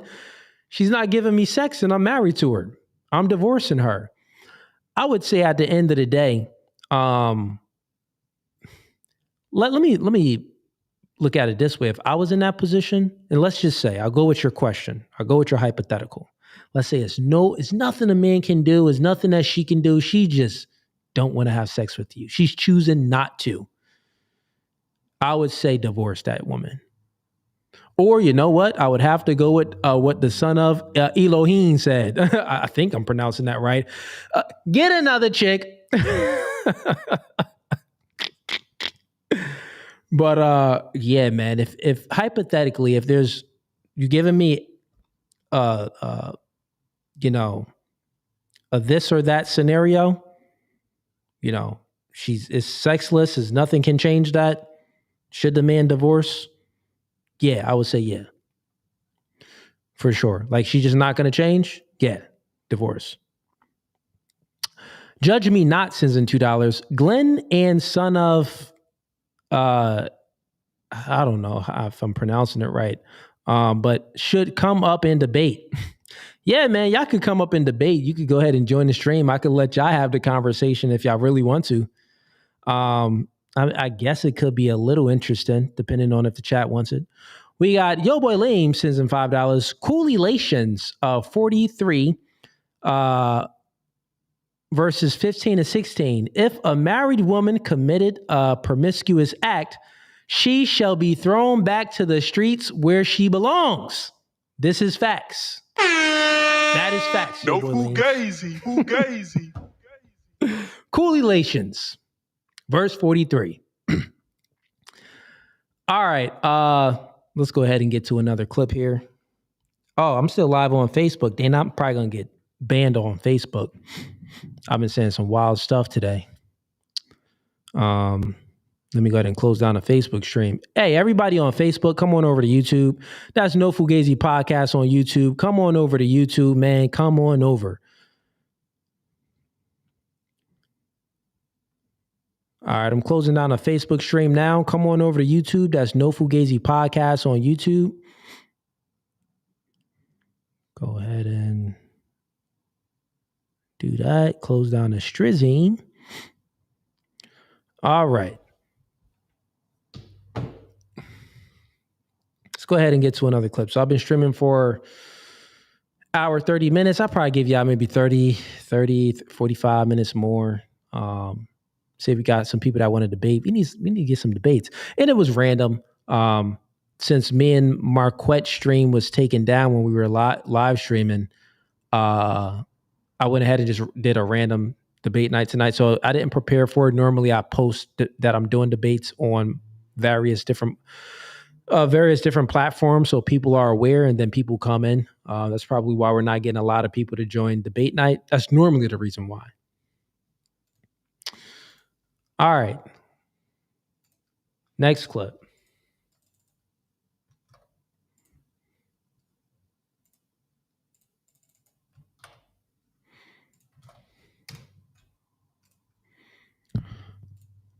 Okay, what we got here?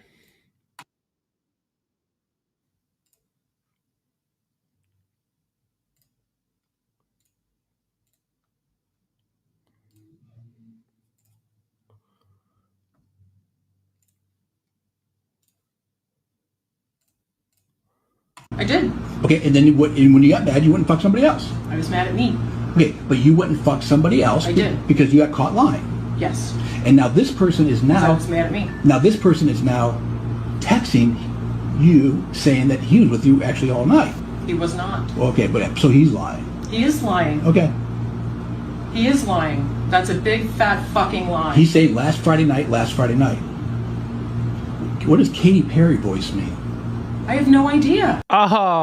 This woman, it says husband confronts wife about cheating. It's so funny. We're speaking about cheating, and then the next clip is this one.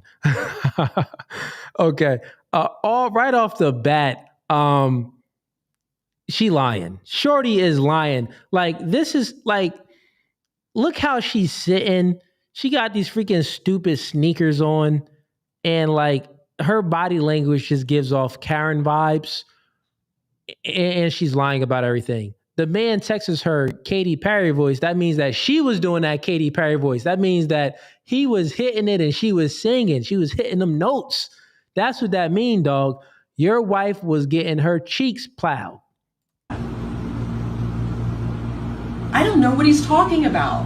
So he's lying. I think he was with somebody else before he got to me. That's what I think. Okay. Oh, this chick is a diabolical. Shorty, you lying. Why are you? I think that he was with someone. Women love, they tried to escape accountability. And I already know where this is going. Somewhere in this clip, she's going to give a little bit of truth, but then it's going to be a lot of lies. And women do this. This is one of women tactics, right? Because they know for them to be stable in their mind, it's going to kill them to speak all lies. So what they'll do is part of their coping mechanism to cope with all of their lies, they'll sprinkle a little bit of truth serum. They'll give a little bit of truth to the man, but then the rest will be lies. And so far, she's given a lot of lies. She's lying right now.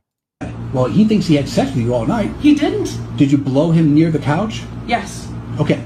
See, chat?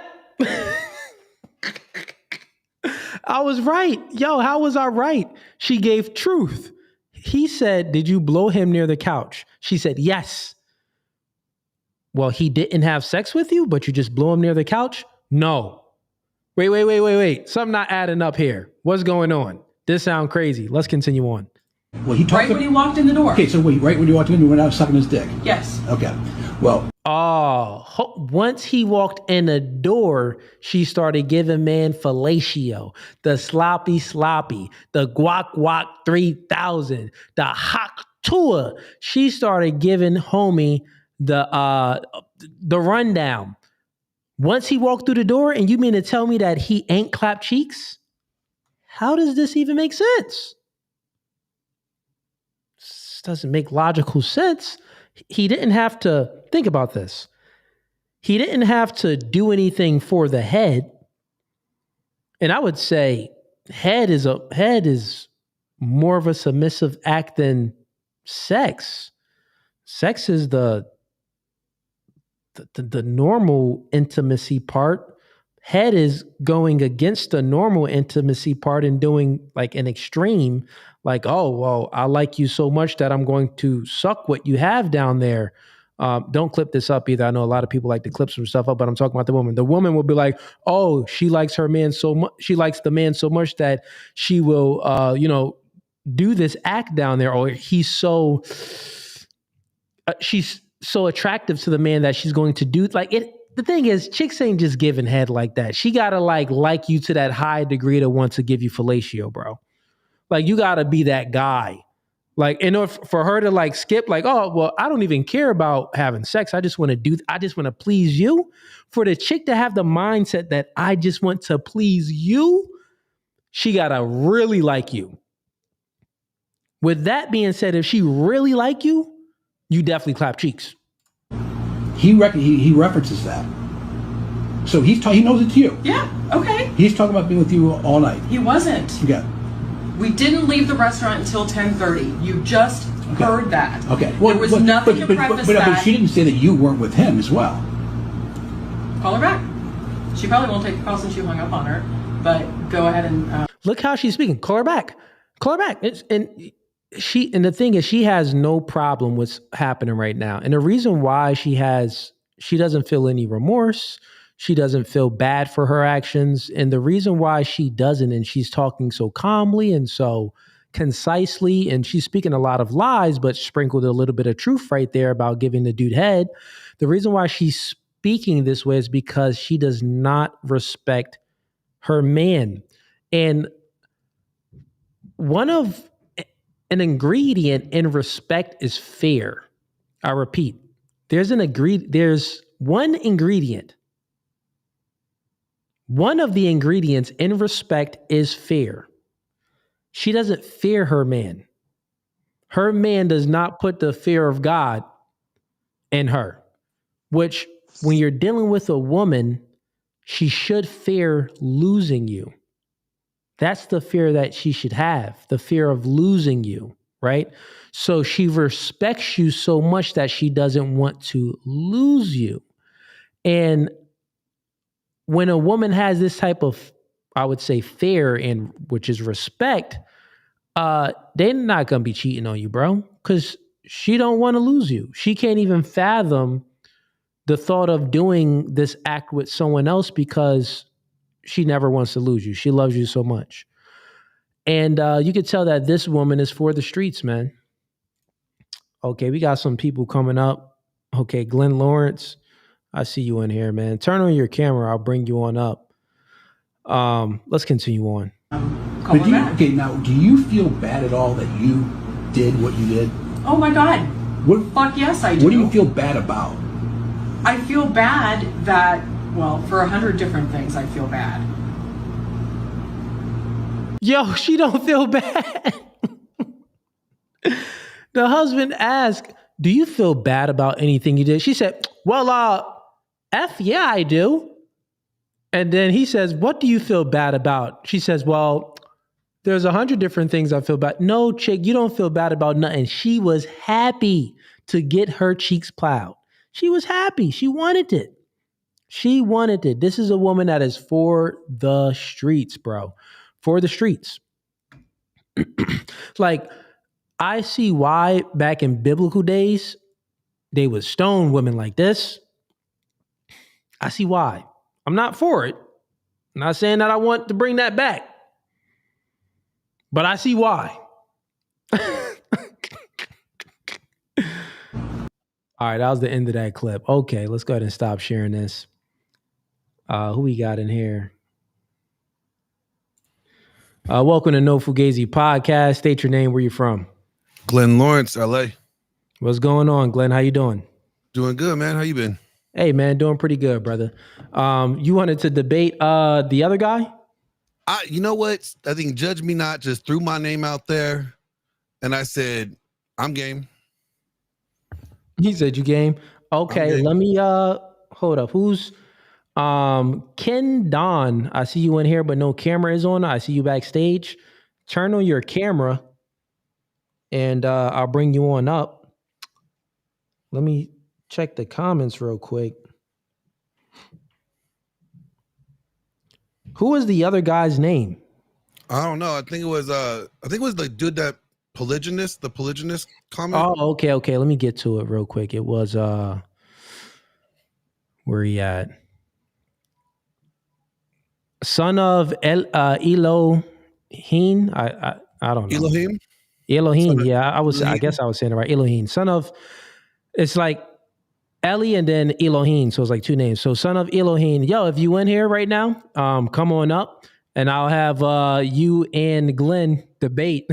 What are we debating? Are we debating whether or not you could divorce your wife for sexual immorality, for sexlessness, or is polygyny acceptable? Which one?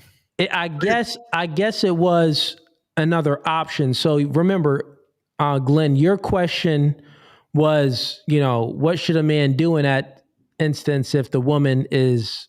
Well, my question was: is it divorceable? Basically, is it a biblical divorce a reason to divorce your wife for sexless marriage if sex is only allowed in the confines of marriage?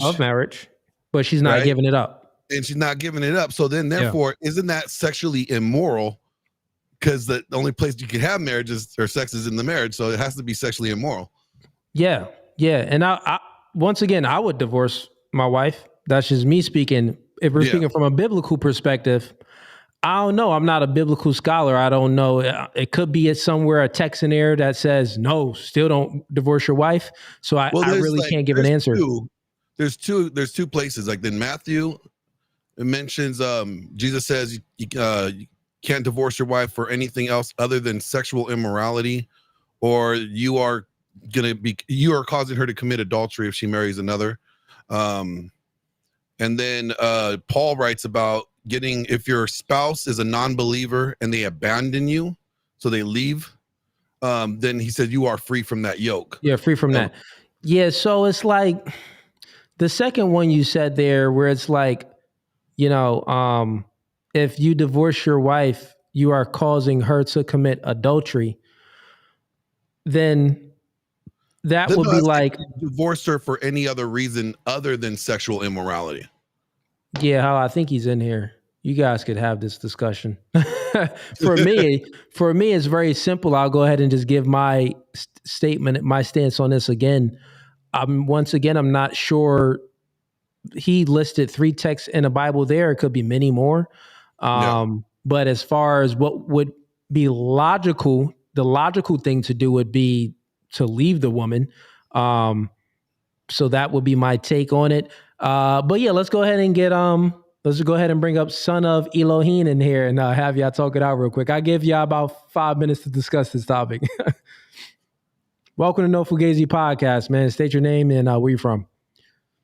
What's up, brother? My name is Sam. I'm from Dallas, Texas. Dallas, Texas. Okay, man. So both of y'all was in the comments. Y'all had a discussion in regards to is it biblical for a man to divorce his wife if he's in a sexless marriage? I know you gave a standpoint of, well, you don't got a divorce. You can just, get another wife and have a polygyny relationship.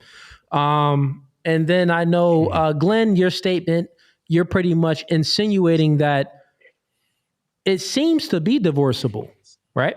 Yeah, I think it is. I think that would fall under sexual immorality, since sex is only allowed in marriage. So, okay, all right. Well, what's your take on that, Son of Elohim? Yeah, my take on it, I wouldn't really truly define it as sexual immorality. I would say more so along the lines of a disobedience to your role as a wife. When you read in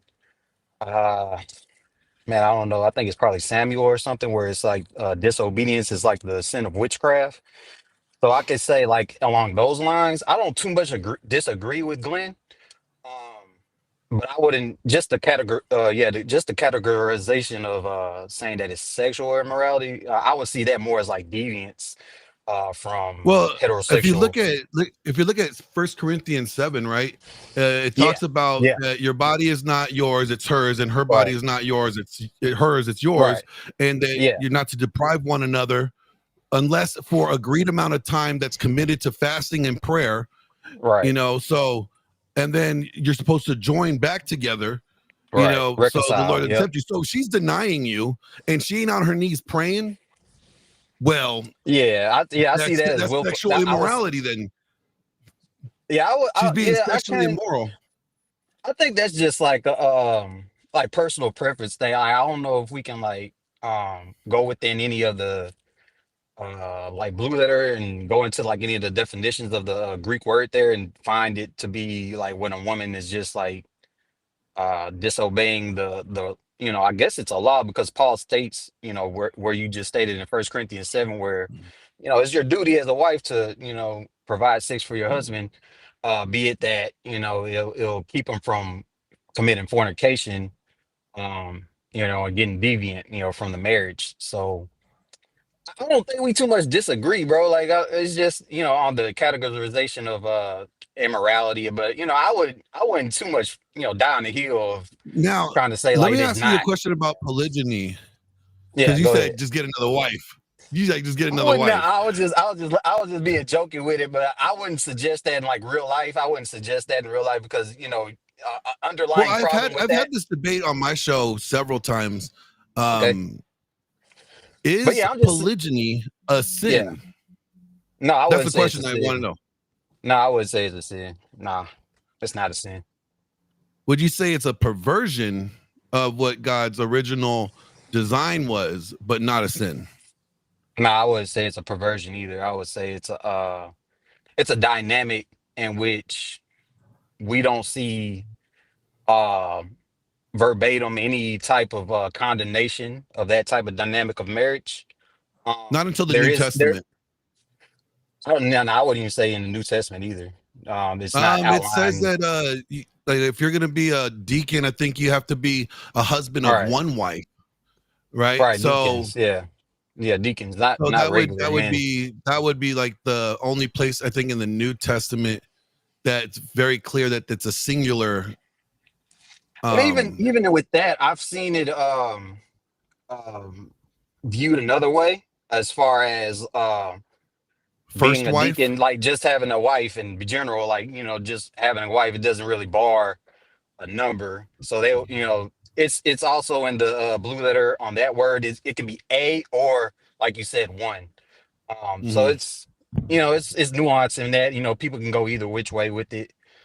Like I said, it's not a solidified condemnation of like rape. Even if you want to say like leadership roles, like just because they got to handle like church issues and everything, maybe just barring them to But then, like, one, why would God I would give King understand. David all of Solomon's wives? Like, because like obviously polygyny wasn't a Well, sin he gave us Saul's because wives, but he I gave see what you're all of saying. Solomon's wives, and David got in trouble for having the adulterous affair with Bathsheba. God's like, yo, I gave you Right, all of Saul's wives.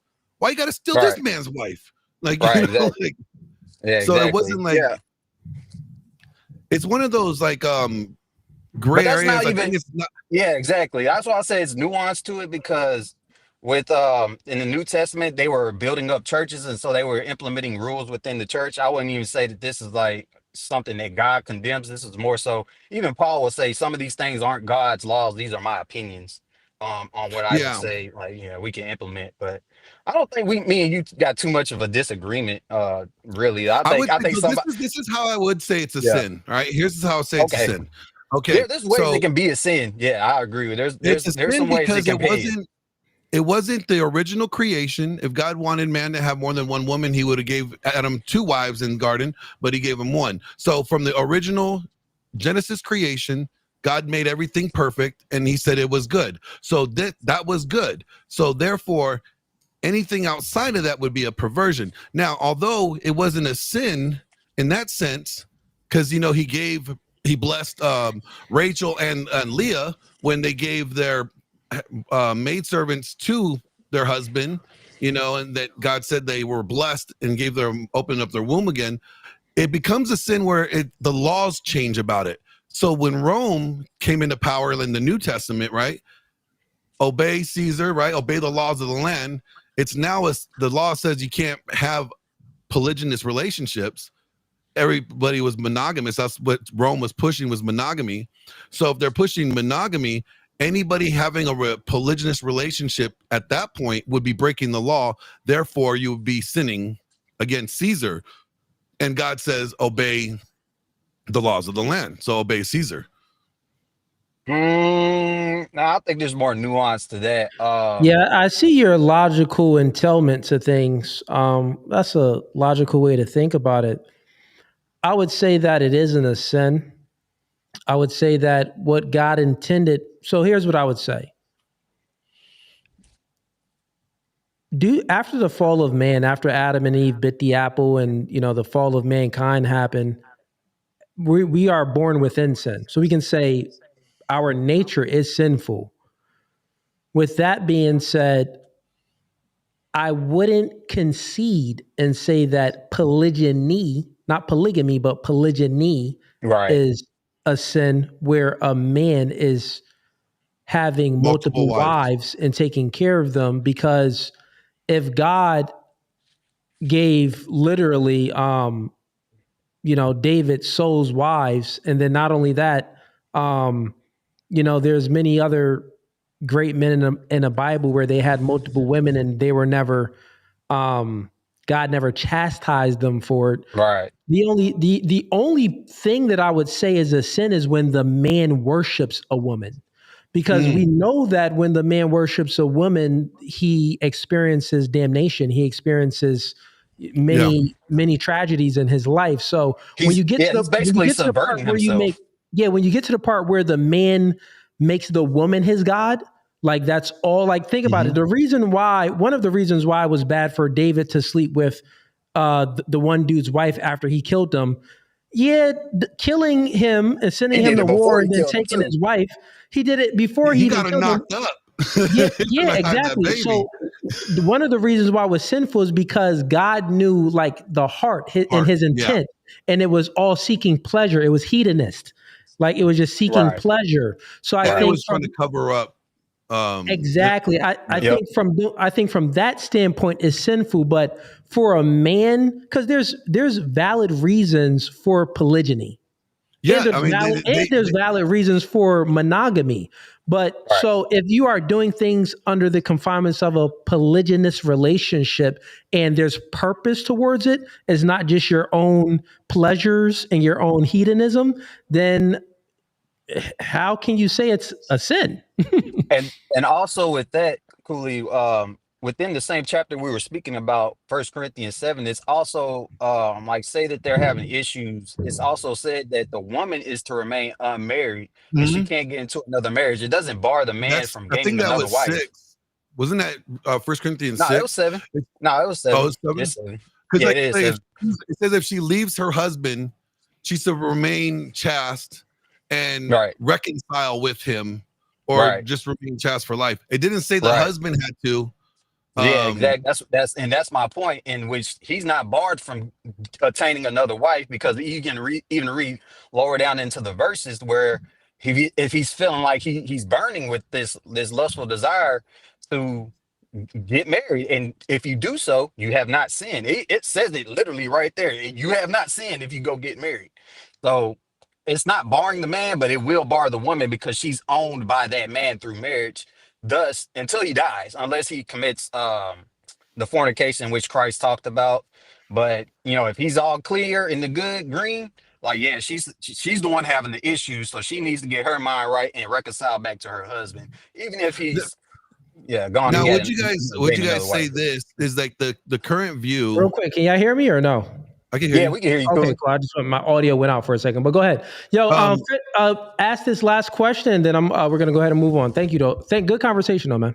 So my question is, the last question is, do you think the servant leader model that is preached in most evangelical non-denominational churches today is an upstrip of the patriarchal structure that God put in place? Because by being the servant leader, you are serving her. Who determines whether or not you're being a good servant leader? She does. So that means you have now given over your authority that you're supposed to her. How is that not an upstrip of male headship? Okay, repeat the first part again. I didn't get the first part. All right. So the current evangelical churches today preach a servant leader model, right? Okay, husbands what's that? So they say, husbands, serve your wife. Serve the wife and submit to her needs. Any type of exercise of your authority has to be of service to your wife and your family. So something appealing to her, something that she feels good about. Yeah, I never heard that. I mean, I'm sure some feminist pastors preach that nonsense. It's not feminist pastors. It's the males. It's the males, bro. Yeah. Like, just look up Mark Driscoll. Just look up Mark Driscoll one of these days, and you'll just laugh. Yeah, okay, I see what you're saying. Oh, but go ahead, ask your question again. So, do you think that the way that they're teaching that is an upstrip of male headship? It's inverting the hierarchy that God has designed, and if that's true, then should that not be a warning to us now to read Isaiah 3 and 4? Yeah, it's a complete inversion. It's making the woman the head and the man subordinate to the woman. I don't know. Enslaved to her emotions. Enslaved to her. It's worshiping the woman, and part of God over man, man over woman, woman over children is the children is subordinate to the parents is because the children are immature. They're not full grown adults yet. They have less life experience. They're more neurotic. They're more emotional. They haven't matured, right? The reason why the woman is subordinate to the man is because she is not the man's equal. She is the man's lesser. With that being said, we can see from not even just from a bone structure and physical strength structure, but from a mental, emotional structure on the way we perceive the world and the way we self-regulate our own emotions. The woman comes second to us, generally speaking. So with that being said, it's like, well, no, the woman needs to be subordinate to the man. Let's just grant the woman strength. That doesn't mean that she's going to have the emotional strength. Like, think about if women wielded the same force that men wield. Bro, we'll all be enslaved because that chick emotional.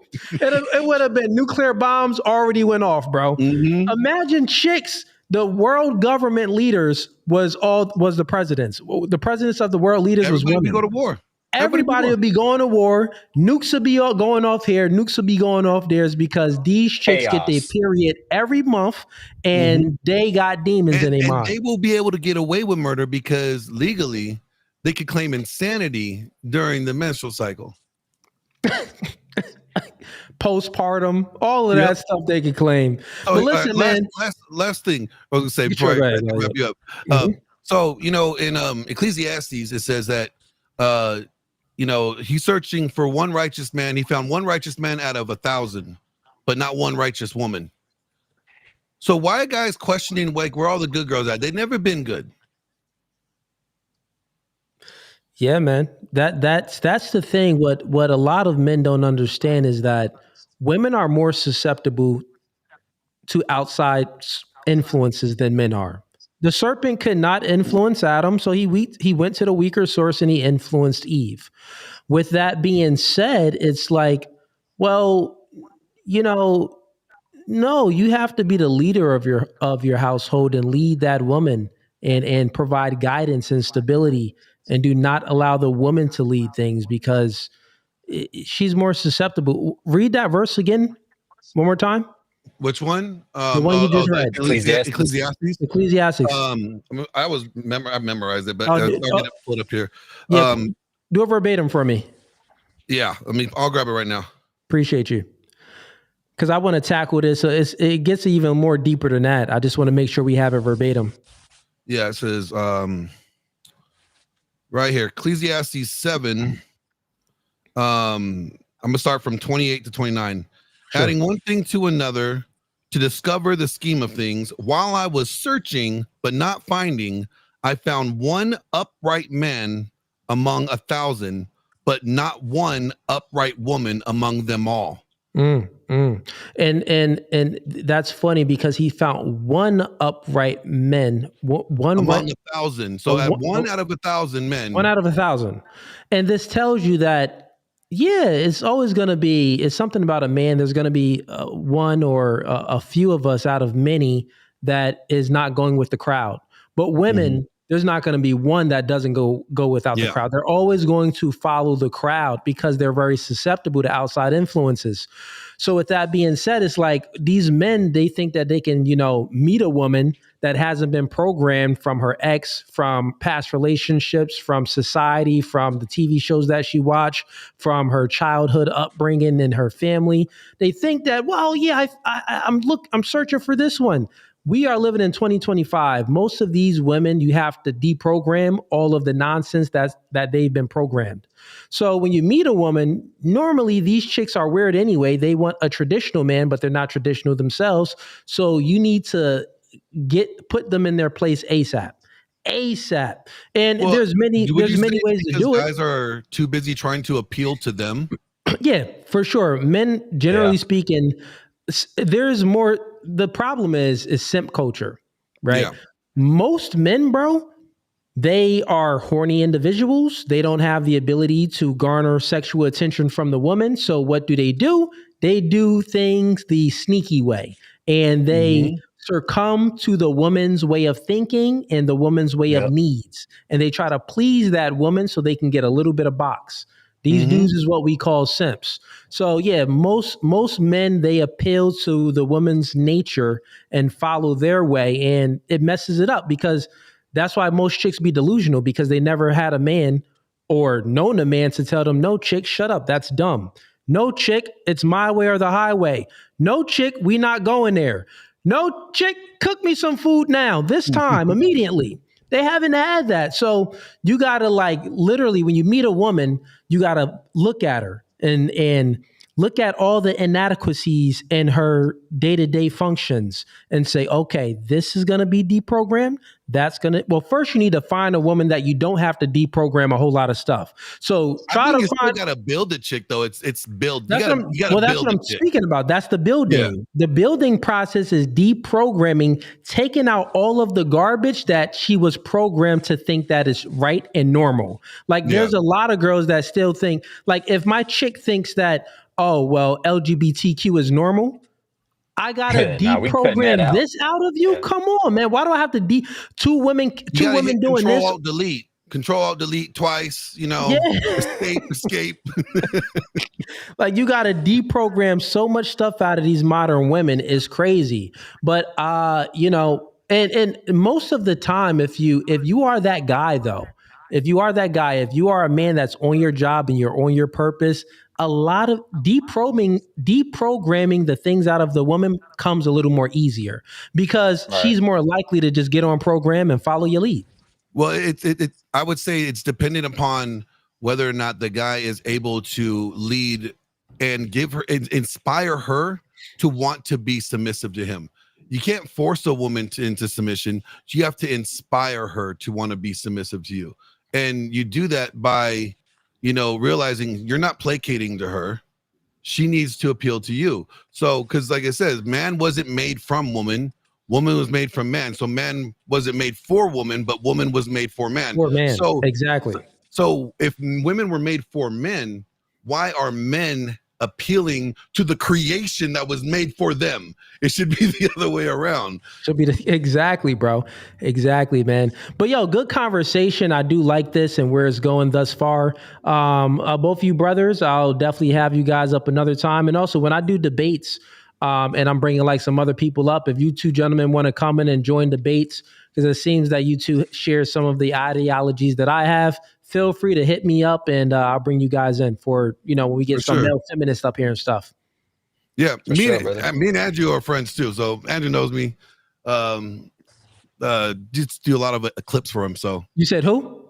Andrew Wilson. Oh, Andrew Wilson. Yeah, that's my guy. Okay. Yeah, me and Marquette is doing a podcast with him soon. But both of you guys, I appreciate the support. You have a blessed day, man.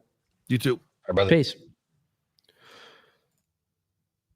All right, I think we got someone else in here. Let's bring them on up. Welcome to No Fugazi Podcast. State your name, where you from. What's going on, y'all? I'm Kendon. I'm from Dallas, Texas. What's going on, Kendon? Are you here to debate? Yeah, I am, man. Okay. First, I love your show. I appreciate it, man. I especially just getting a liver transplant. Man, I get to watch you all the time. So, man, big ups to you. I appreciate that, man. And I hope you have a speedy recovery, man. I hope you have a speedy recovery. I appreciate it. One of the things that I heard that kind of I really disagree with is that Satan came after Eve. I believe that he went after Eve, but it was to get to Adam. We tend to miss the responsibility fell all the way on Adam. He was there. He allowed it to happen. Because he allowed it to happen, Paul then turns around and says that sin was brought into this world by one man. It was Adam. Adam allowed it. He could have stopped it. That's what happens when men don't step up and we allow our women to run reckless and let people get in their ear instead of correcting them and bringing them back into the fold of protection that we provide them. Yeah, so my viewpoint is a little bit different. I don't think that there's anything that I don't think that the blame goes on Adam in regards to the fall of man because Eve bit the apple. I don't believe that the blame goes on Adam for the serpent getting to Eve. That's what I'll say. So the serpent getting to Eve, because I believe that human beings have agency, men and women, we have agency, right?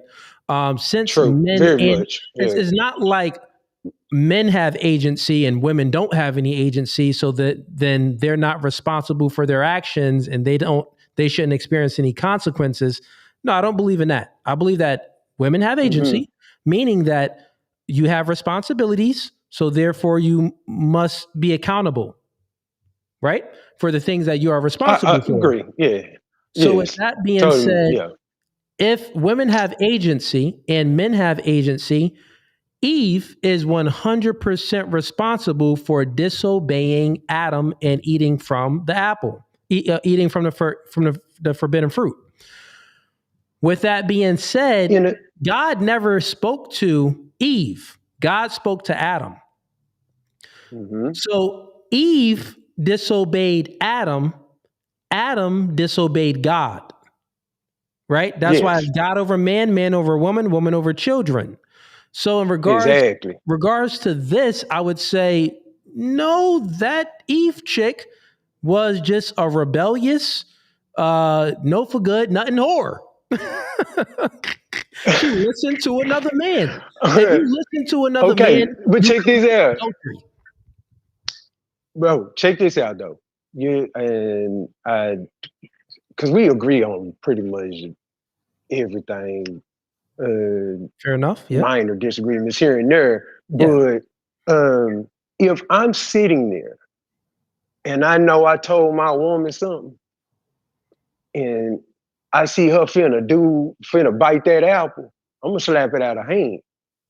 The problem was that he watched it because he actually wanted to bite it himself. Yeah, he but allowed her to do it first. That's us throwing stuff in a story. Like that's us putting. No, it's not though. Because look at it theologically, right?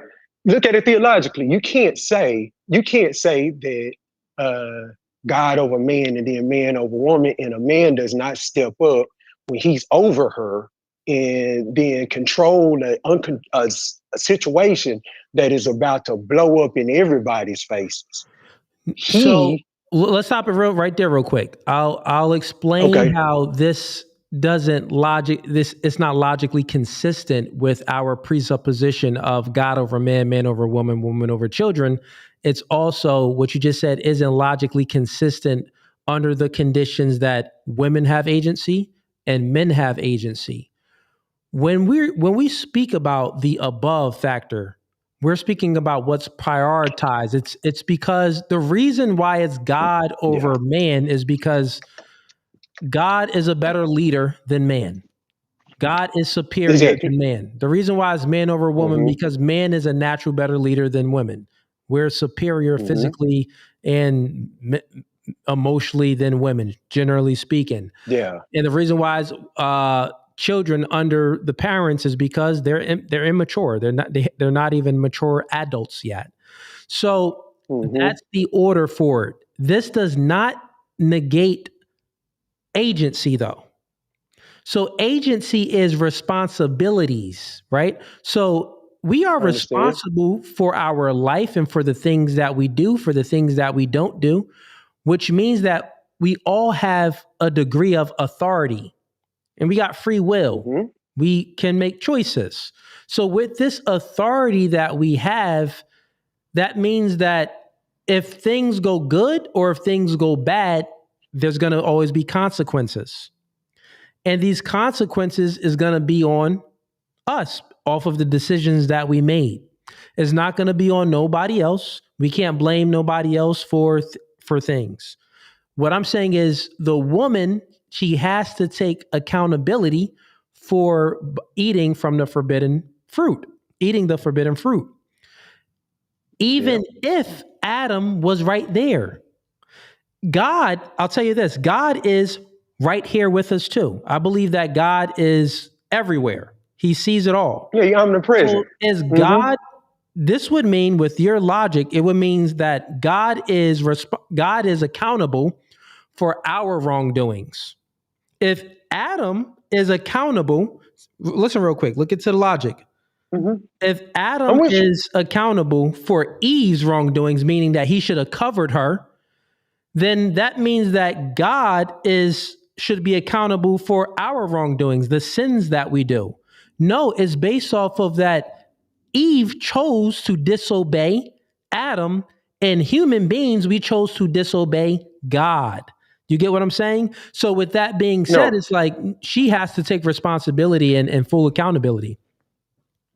No, I'm with you on that. Like, I think this is just my opinion. This ain't. No, I feel what you're saying. I think if she'd have eaten the fruit and he didn't, I don't think we'd have been in this mess that we're in. Okay, if the she would have reason eaten the the fruit reason and I he didn't, you know what? But that's just an opinion. That's not. I'm just throwing that what we really shit don't on the wall know. and hope it stick. I see what you're saying. Though is Go ahead. why did he? Because I think sometimes we when we think theologically, we also try to add too much logic in it. If we think from just a sinful nature, if he knew it, he heard from God, and God spoke to him, which he did, and told him don't do it, and he did it anyway. He watched her do it, and then he did it. She didn't beg him to. She handed it to him. He automatically wanted to be like God because he could have stopped it. Anything in my household, if a nigga come in here right now and decide he gonna break, I may not get up, but I can. How you're interpreting it is different.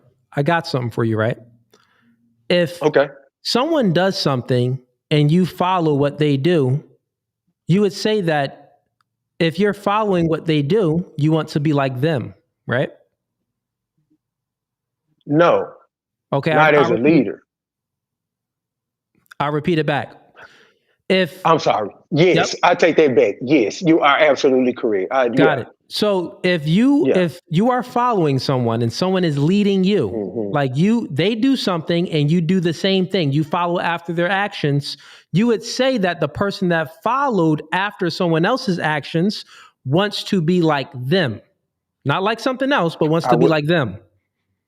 So I concede that, yes. That would concede the point that you said that the reason why Adam bit the apple is because he wanted to be like God. No. The reason why Adam bit the apple because he wanted to be like Eve. That's who he followed. That's the true reason. Anybody that's following someone, it's in our own nature. I got followers on my podcast. People follow me to a degree. They like the things that I say. They like, they like Cooley and No Fugazi and the entertainment that I bring. They can like me for entertainment value.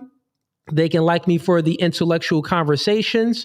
And to some degree, they like, maybe I want to speak like Cooley. Maybe I want to emulate this to a degree. Maybe I want to follow the things that he's saying or the things that he's doing, which means that they want to follow me. This is in accordance and consistent with when Adam bit the apple after Eve. He wanted to be like her. Any man that follows a woman, he made the woman his God. He wasn't trying to be like God. If he wanted to be like God, he would have actually listened to God. But he chose to disobey God and to follow the woman, which means that he appealed to the woman over God. He did not want to be like God at all. Adam was actually the first simp. The first simp ever that ever existed. No, that's big facts. That's big facts, homie. Like that, and that's a whole nother topic because there's too many of them type of cats running around right now. It make it hard for us single dudes. But the reason I say he wanted to be like God because he listened to the message. The message wasn't just given to her; he heard it too. And so, therefore, when she bit, it's almost like a punk sitting there listening, and Like, I'm gonna see what's gonna happen to him before I do it. Now that he did it, and he can be like God, now I can bite of it and I can be like God. That's, in my opinion, that's gotta be his thinking. Because otherwise, you think that you are, I think you're giving too much it's actually more simple than you're thinking. Like, follow the consistent. What I'm trying to illustrate here is sometimes you don't have to think outside. Sometimes you don't have to try to like think too outside. You can just think human nature. We're very simple. The serpent always been there. The serpent could never. You mean to tell me the serpent was not trying to influence Adam prior to Eve coming? And when Eve was I there? don't think I do not. I would. I don't believe so. When I would Eve say got that there, the I do. serpent was always trying to get to God's children, which at the time was Adam and Eve. Now we're speaking like this, right? I believe the serpent was always trying to corrupt man. With that being said, Eve just happened to be the weaker link. She happened to be more susceptible to outside influences, so the serpent was able to get to her. Now the thing is, Eve was the first cookie he ever had. And let's just go with the biblical story. Let's just say that those was the only two people on earth. Man, that's the only pussy on That earth. ain't even a biblical. That ain't I even. know, Yeah, I know, but let's just go with this context, but right? okay, The only two people, because we having fun. It's entertainment. Adam probably like, all right. Man, it's the only poon I done having. Ain't no other poon, just this poon. She done ate from the apple. She done ate from the forbidden fruit. Man, let me go ahead and eat this. I want some of this poon tonight. I don't want her to get an attitude and be like, oh, nah, you can't no poon. You wasn't trying to eat from the apple. Let me go ahead and. So what I'm saying is, Adam was simping. Come on, man. But he was simping, man. But That's this is the what thing, happened. though. How could he think like that if it was just them two? He didn't even know what an attitude was. Who knows, man? Listen, if that chick, I'll tell you this. If that chick done bit from the apple and she was influenced by the serpent, she had an attitude. She immediately. That she chick turned had around, an attitude.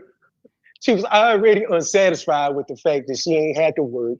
She ain't had to pick nothing. Didn't have to do nothing. And she wasn't even satisfied with that. Think about this, bro. Yeah. God gave them everything. Listen, you don't need to worry about starving. You don't need to even worry about being naked. They didn't even know they was naked. All the worries, anything that you can dream of, that's what Adam and Eve had. Eve, the nature of the woman is very hard to satisfy the nature of the woman. This is why she was like, oh, you done gave me everything, God? We have everything here, Adam? But I don't know, this serpent right here is saying that I can have more. What do you mean, Eve? Just shut up and listen. Nothing, just listen. Don't listen to the serpent. So think about that, bro. She always had an attitude. Listen, I think when God made Eve from Adam rib, it was with an attitude. Nigga, she was made to rebel.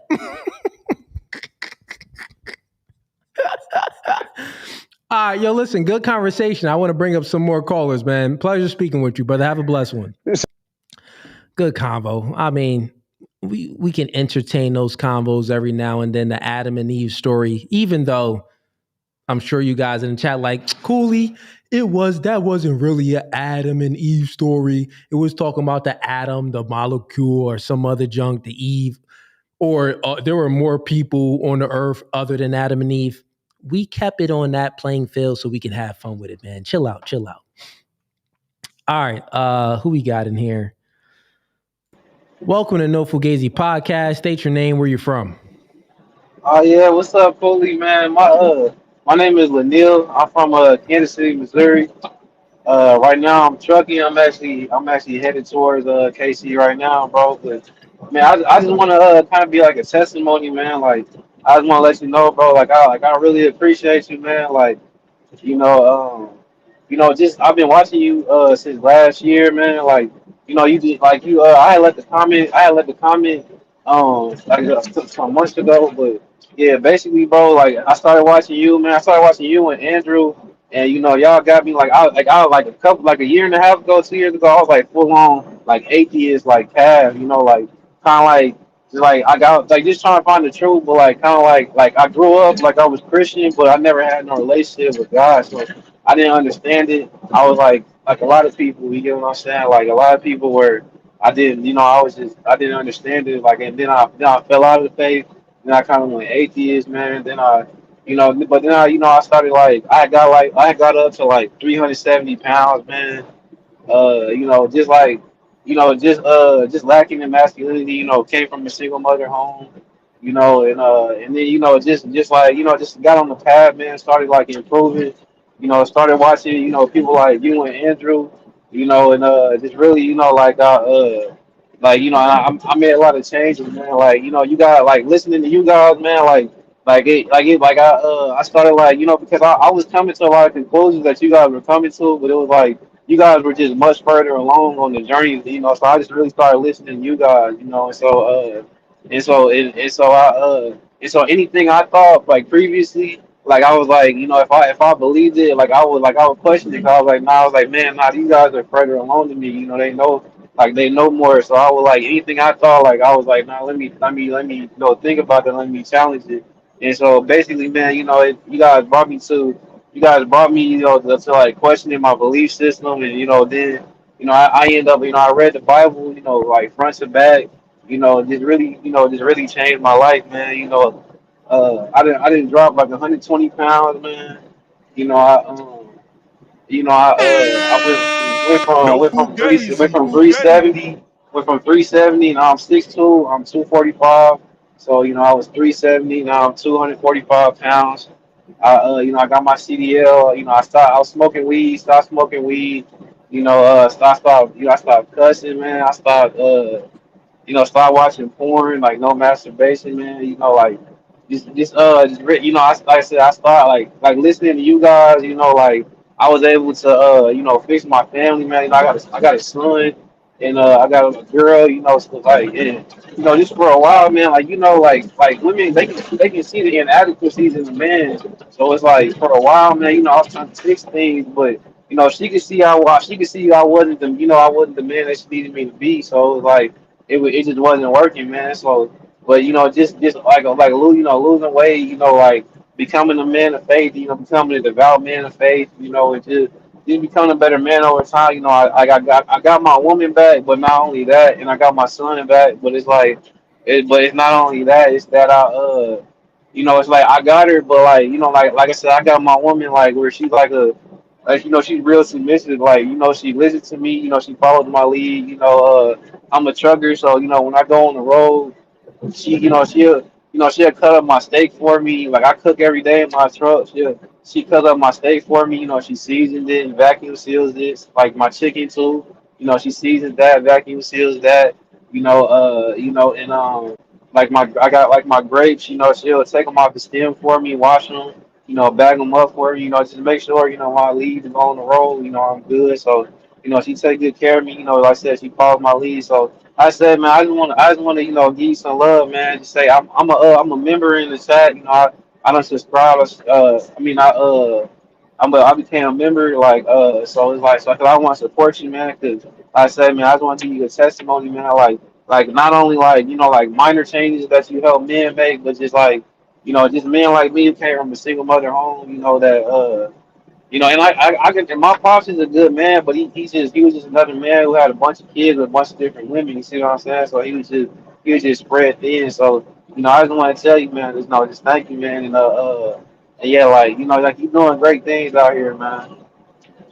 Hey, listen, man, that was a heartfelt message, man. It means a lot. It truly means a lot. It touched my heart, man. Sir. Yeah, nah, that's a good message, man. Yo, listen, keep doing what Yes, you're sir. doing. I'm happy to hear it. I'm happy to hear that you out here thriving. I'm happy to hear that you lost the Yes, weight. sir. You got the CDL. You got Yes, a new sir. job. I'm happy to hear that you got your chick. You Yes, got your sir. kids, and Yes, not sir. only that, but she's Yes, following sir. your lead and she's And compliant we to trying to you. have more on the way too. Trying to have more More on on the the way. I'm way. trying to get another one in by the end of the Okay, year. okay, Yeah. okay. Listen, Yeah, I'm man, trying to I'm get more on the I'm out way. here still spreading my seed, man. I'm still going, dog. Yes, I'm still sir. going. But Sir. hey, man, what's your name? Lanil, bro. Shout out to Lanil. Shout out to Lanil. You know, people ask me one of the reasons why I do my podcast, and Lanil, you are one of the reasons why I do my podcast, man. You know, making changes like this was drastic changes. You said that you were an atheist and you are no longer an atheist. You read the book from front to back. You are a Christian, you're saying now, right? Yes, sir. You're also Yep. saying that you 100%. lost the weight. You down 120 something Yes, sir. pounds. You also said Yes, that you sir. stopped cussing. And you know I'm a good advocate, man. Don't be cussing. Listen, Yes. man. You know, this means a lot to me, bro. Listen, I'm lost of words. All I can say is I thank you for your message, and I appreciate you, brother. I Yes, appreciate sir. the support. Of course, man. Yeah, yeah. And I said I appreciate you being here, man. Like I said, you doing real things, man. I know you started it. You probably thought you could do stuff like that, or hope you could help people make changes like that. But it's a different story when when I can point to you as like you and really just one other man as the reason why I like really like made the changes I made, and I really took in a lot of the things that you said, like took in like even like with trying to get my girl back, for a while, like I said, I was still in that thing of pedestalizing her, like trying to like shower her with gifts and stuff You knew like that that. it wasn't That stuff working. doesn't It work. wasn't working. It doesn't work. It doesn't work. Nah. Like it didn't work. Like it didn't work. The only thing that worked was me becoming a better man and me being intolerant. Like me drawing a line in the sand and telling her like, no, this is what it is and this is what it's not. And then me being okay with losing her, even though I wanted my family. Of course I Yeah, wanted my yeah. family. I want to be able to be with my son like what I didn't have. You get what I'm saying? But I had to be willing to lose her and be able to lose that to get what I wanted ultimately. So yeah, man. Like I said, man, if people they follow you, man, the men listen to you, man, their lives will be better, Hey man. man, listen. Once Let 'em- again, I'm lost of words. I'm usually not lost of words, man. I can only yeah, say thank you for calling in and sharing your message. Thank you for supporting the podcast.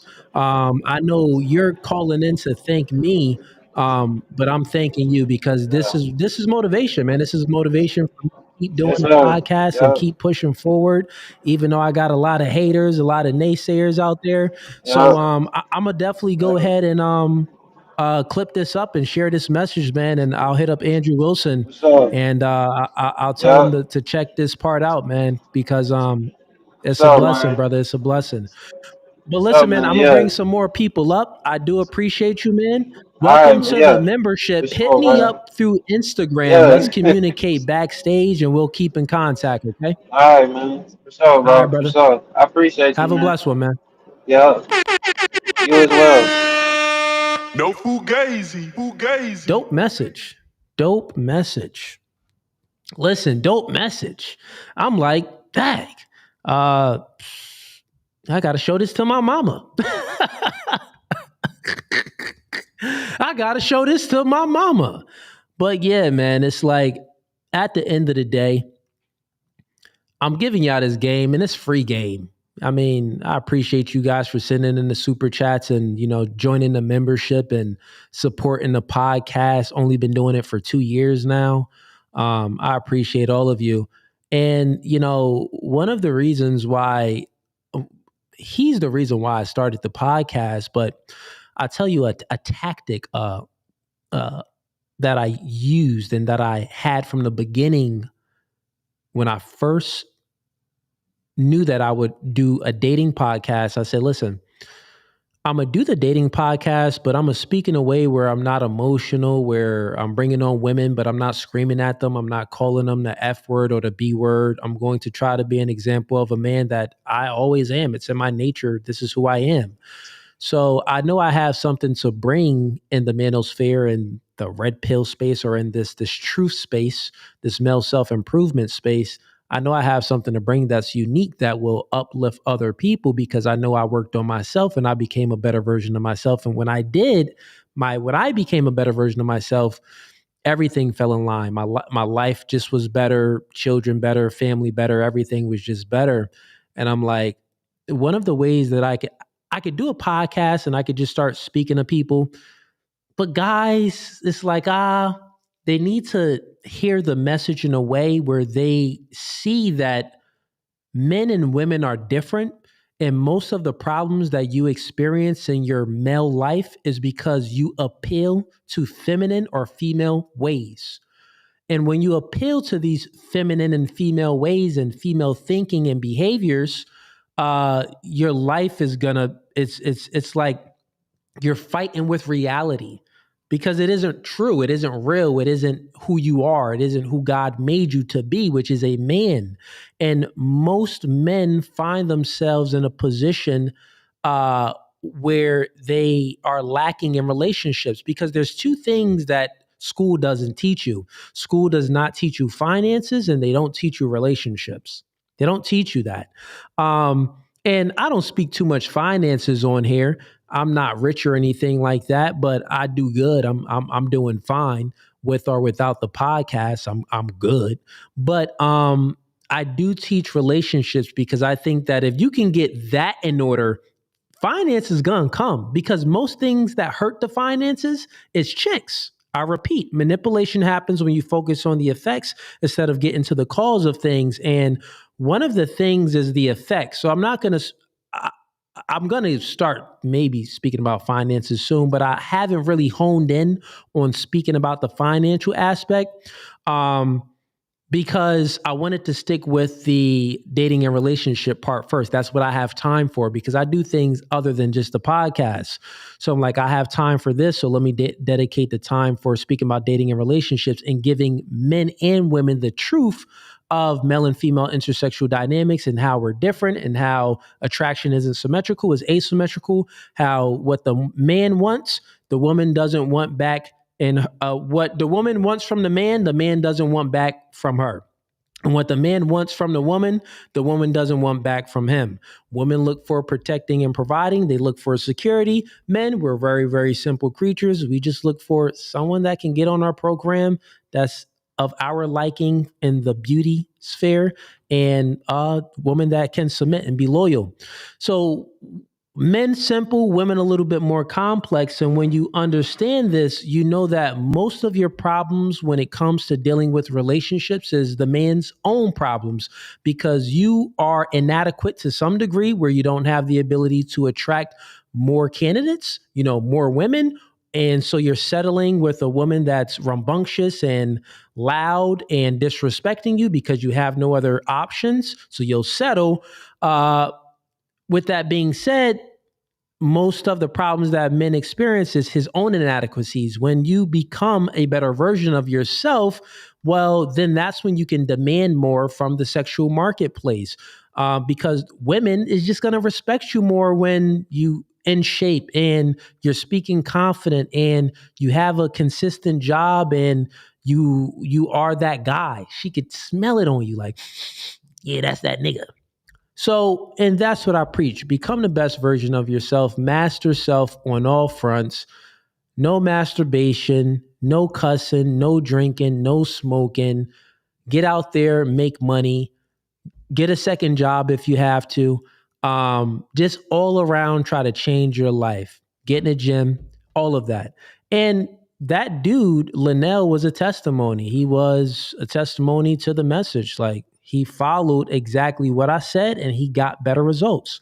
He followed literally what I said. Even a dude, he stopped cussing. And if there's anyone in this space that is firm on, listen, man, I don't cuss. The only word I may use is the N word. Other than that, that's about it. So he was picking up game and listening to the message because he's like, forget this, I'm not even gonna cuss. So shout out to him, man. That message was dope. It was dope. And I appreciate it, man. Let's bring up someone else.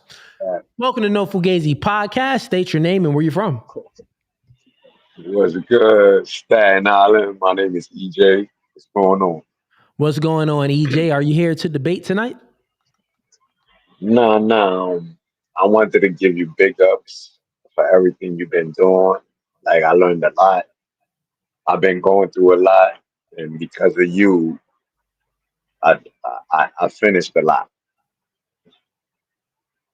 Appreciate that, man. I when it comes appreciate that, when it man. comes to female and growth and speaking the Bible and all that. Yeah. Listen, man, I appreciate that, man. It means a lot. Keep on thriving, man. Don't give up. As a man, we don't get Oh, I'm lazy. not. Yeah. We We don't get lazy. We don't we give don't. up. We don't do none of Every that. I'm day is from the work. hood. You know what I'm saying? We I was work born until in. we. I was. No, go Yeah, ahead. yeah. My bad. Yeah.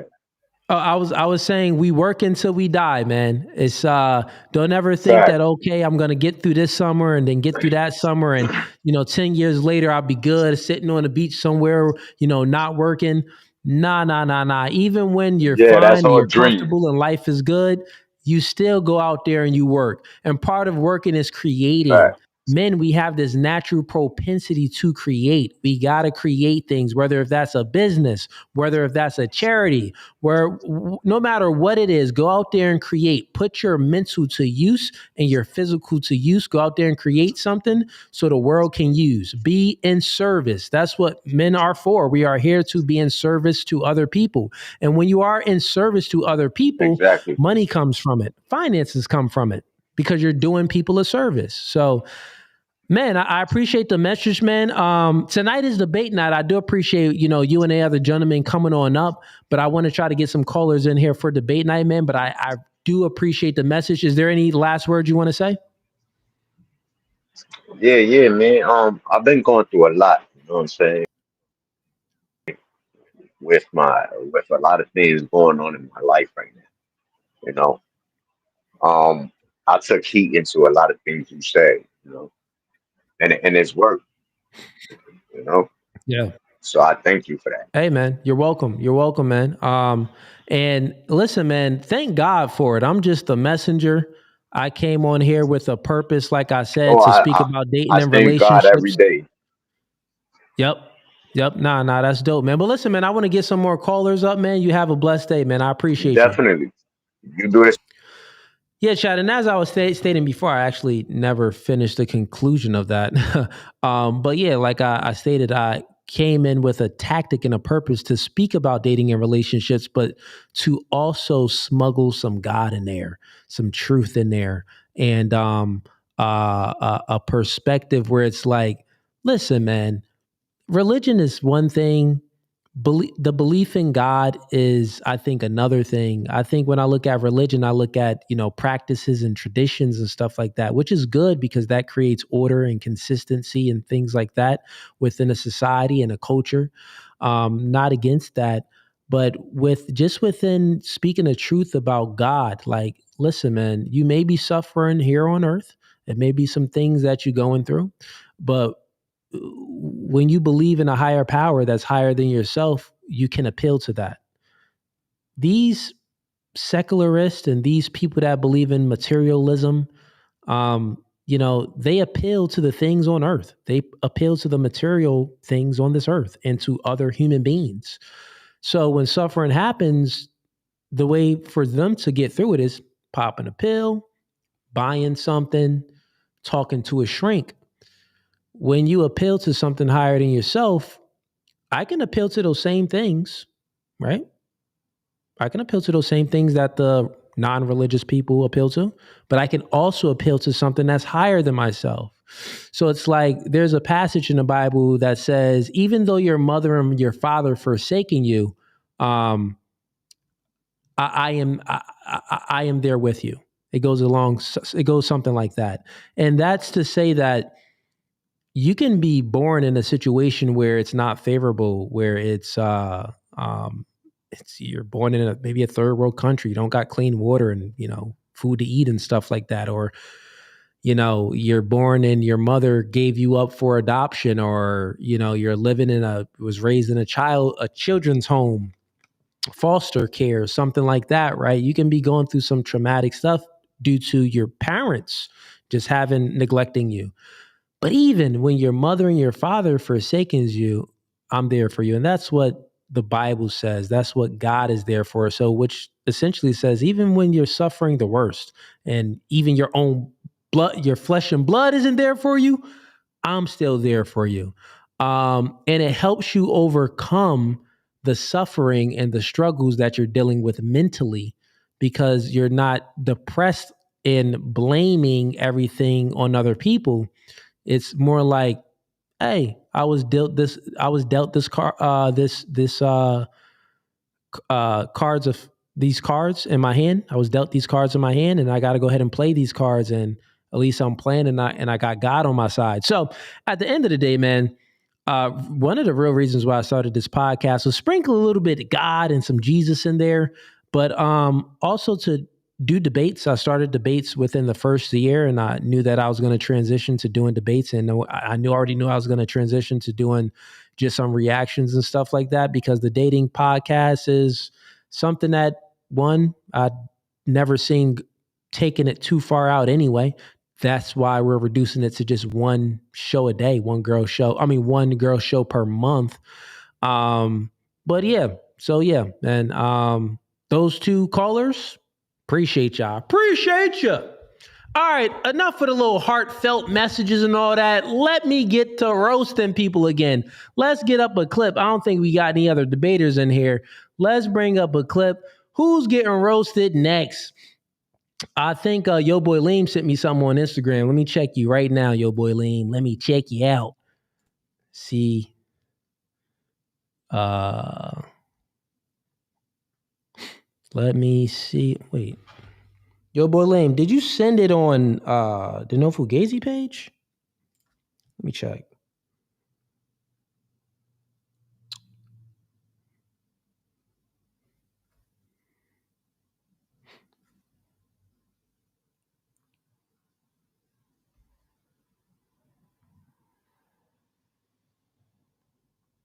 All right, we got.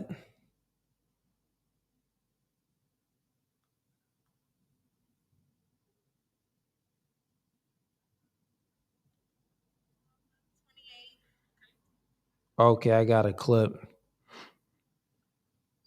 All right, let me go ahead and what we've been streaming for almost 3 hours. Man, I've been giving y'all some good content. Okay.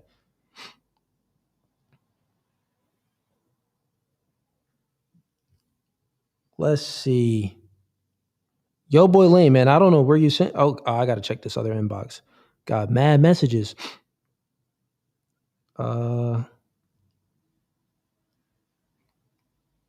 Okay, here we go.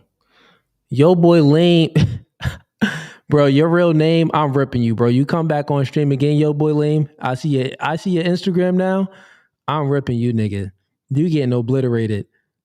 He said, here's a clip that I want you to react. Okay.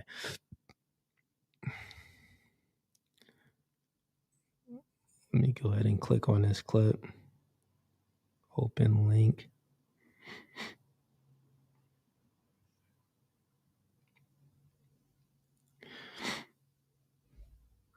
So Yo Boy Lim, I'm just reviewing your clip right now. I'm not listening to anything, but it's pretty gory. For it could be too gore. It's too much blood and stuff in there for YouTube, I think. So I probably won't be able to react to this one. Probably not gonna get to this one today, man. It's too gory. This guy sent me a murder scene clip. God dang, Yo Boy Lean. But maybe next stream, I'll have my assistant review it to see if it's YouTube safe, and then I'll go ahead and react to that one. Okay. Man, we're gonna go ahead and wind down, man. Let's go ahead and wind down. Let's see what super chats we got in here. Let's see what we got. Okay, we got Mike Young sends in $2. I appreciate the support, Mike. He says, thoughts on Trump's meeting with Ramaphosa. I didn't even check it out. Was that the South African? If that's the South African leader, I think it is. Let me see.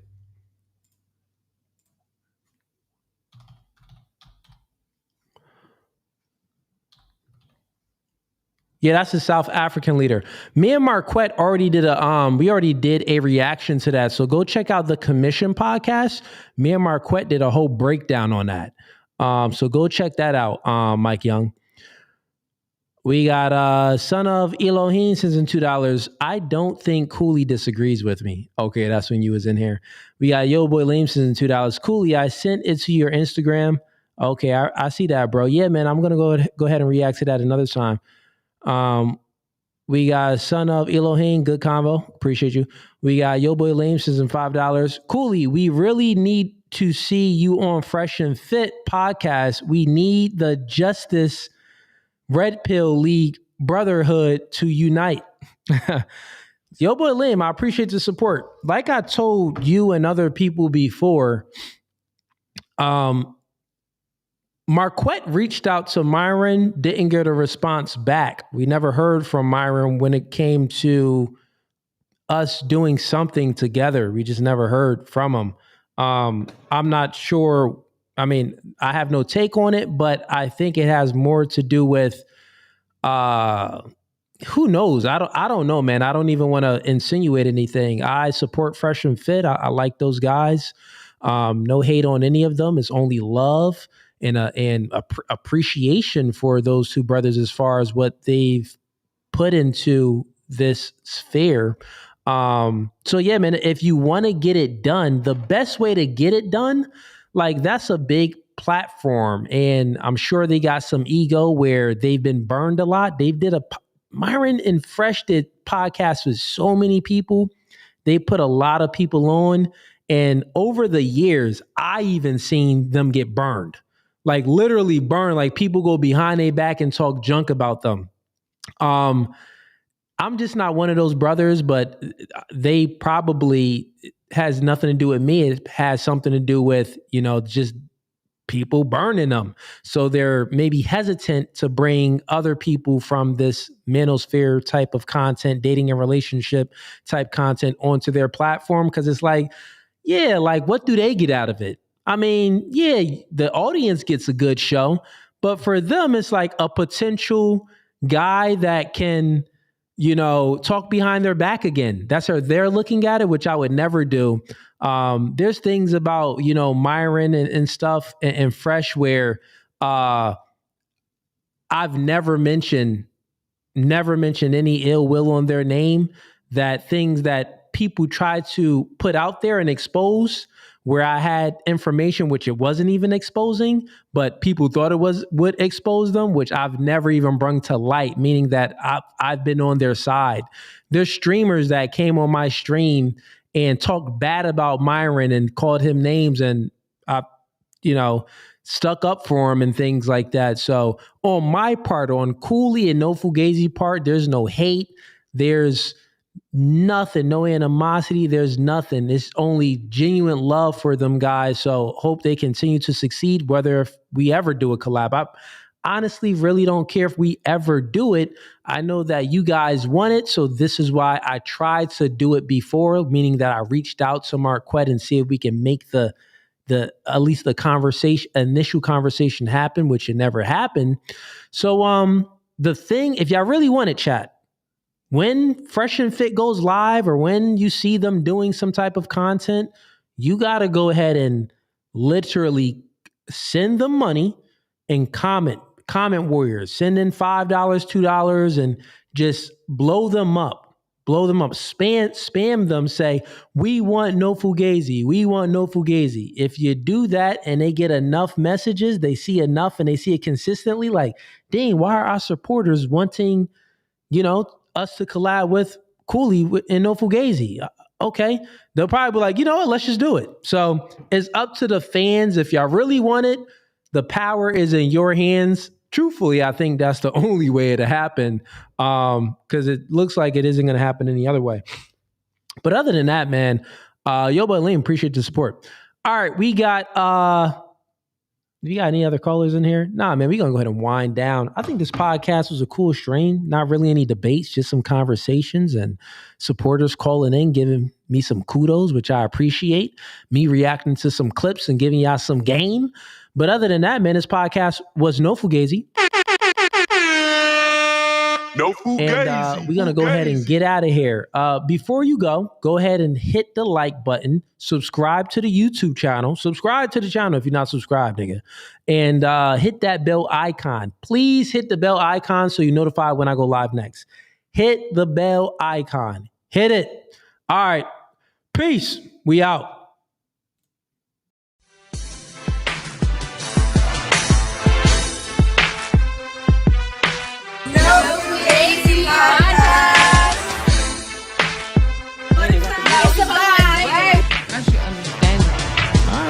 Understand out the door.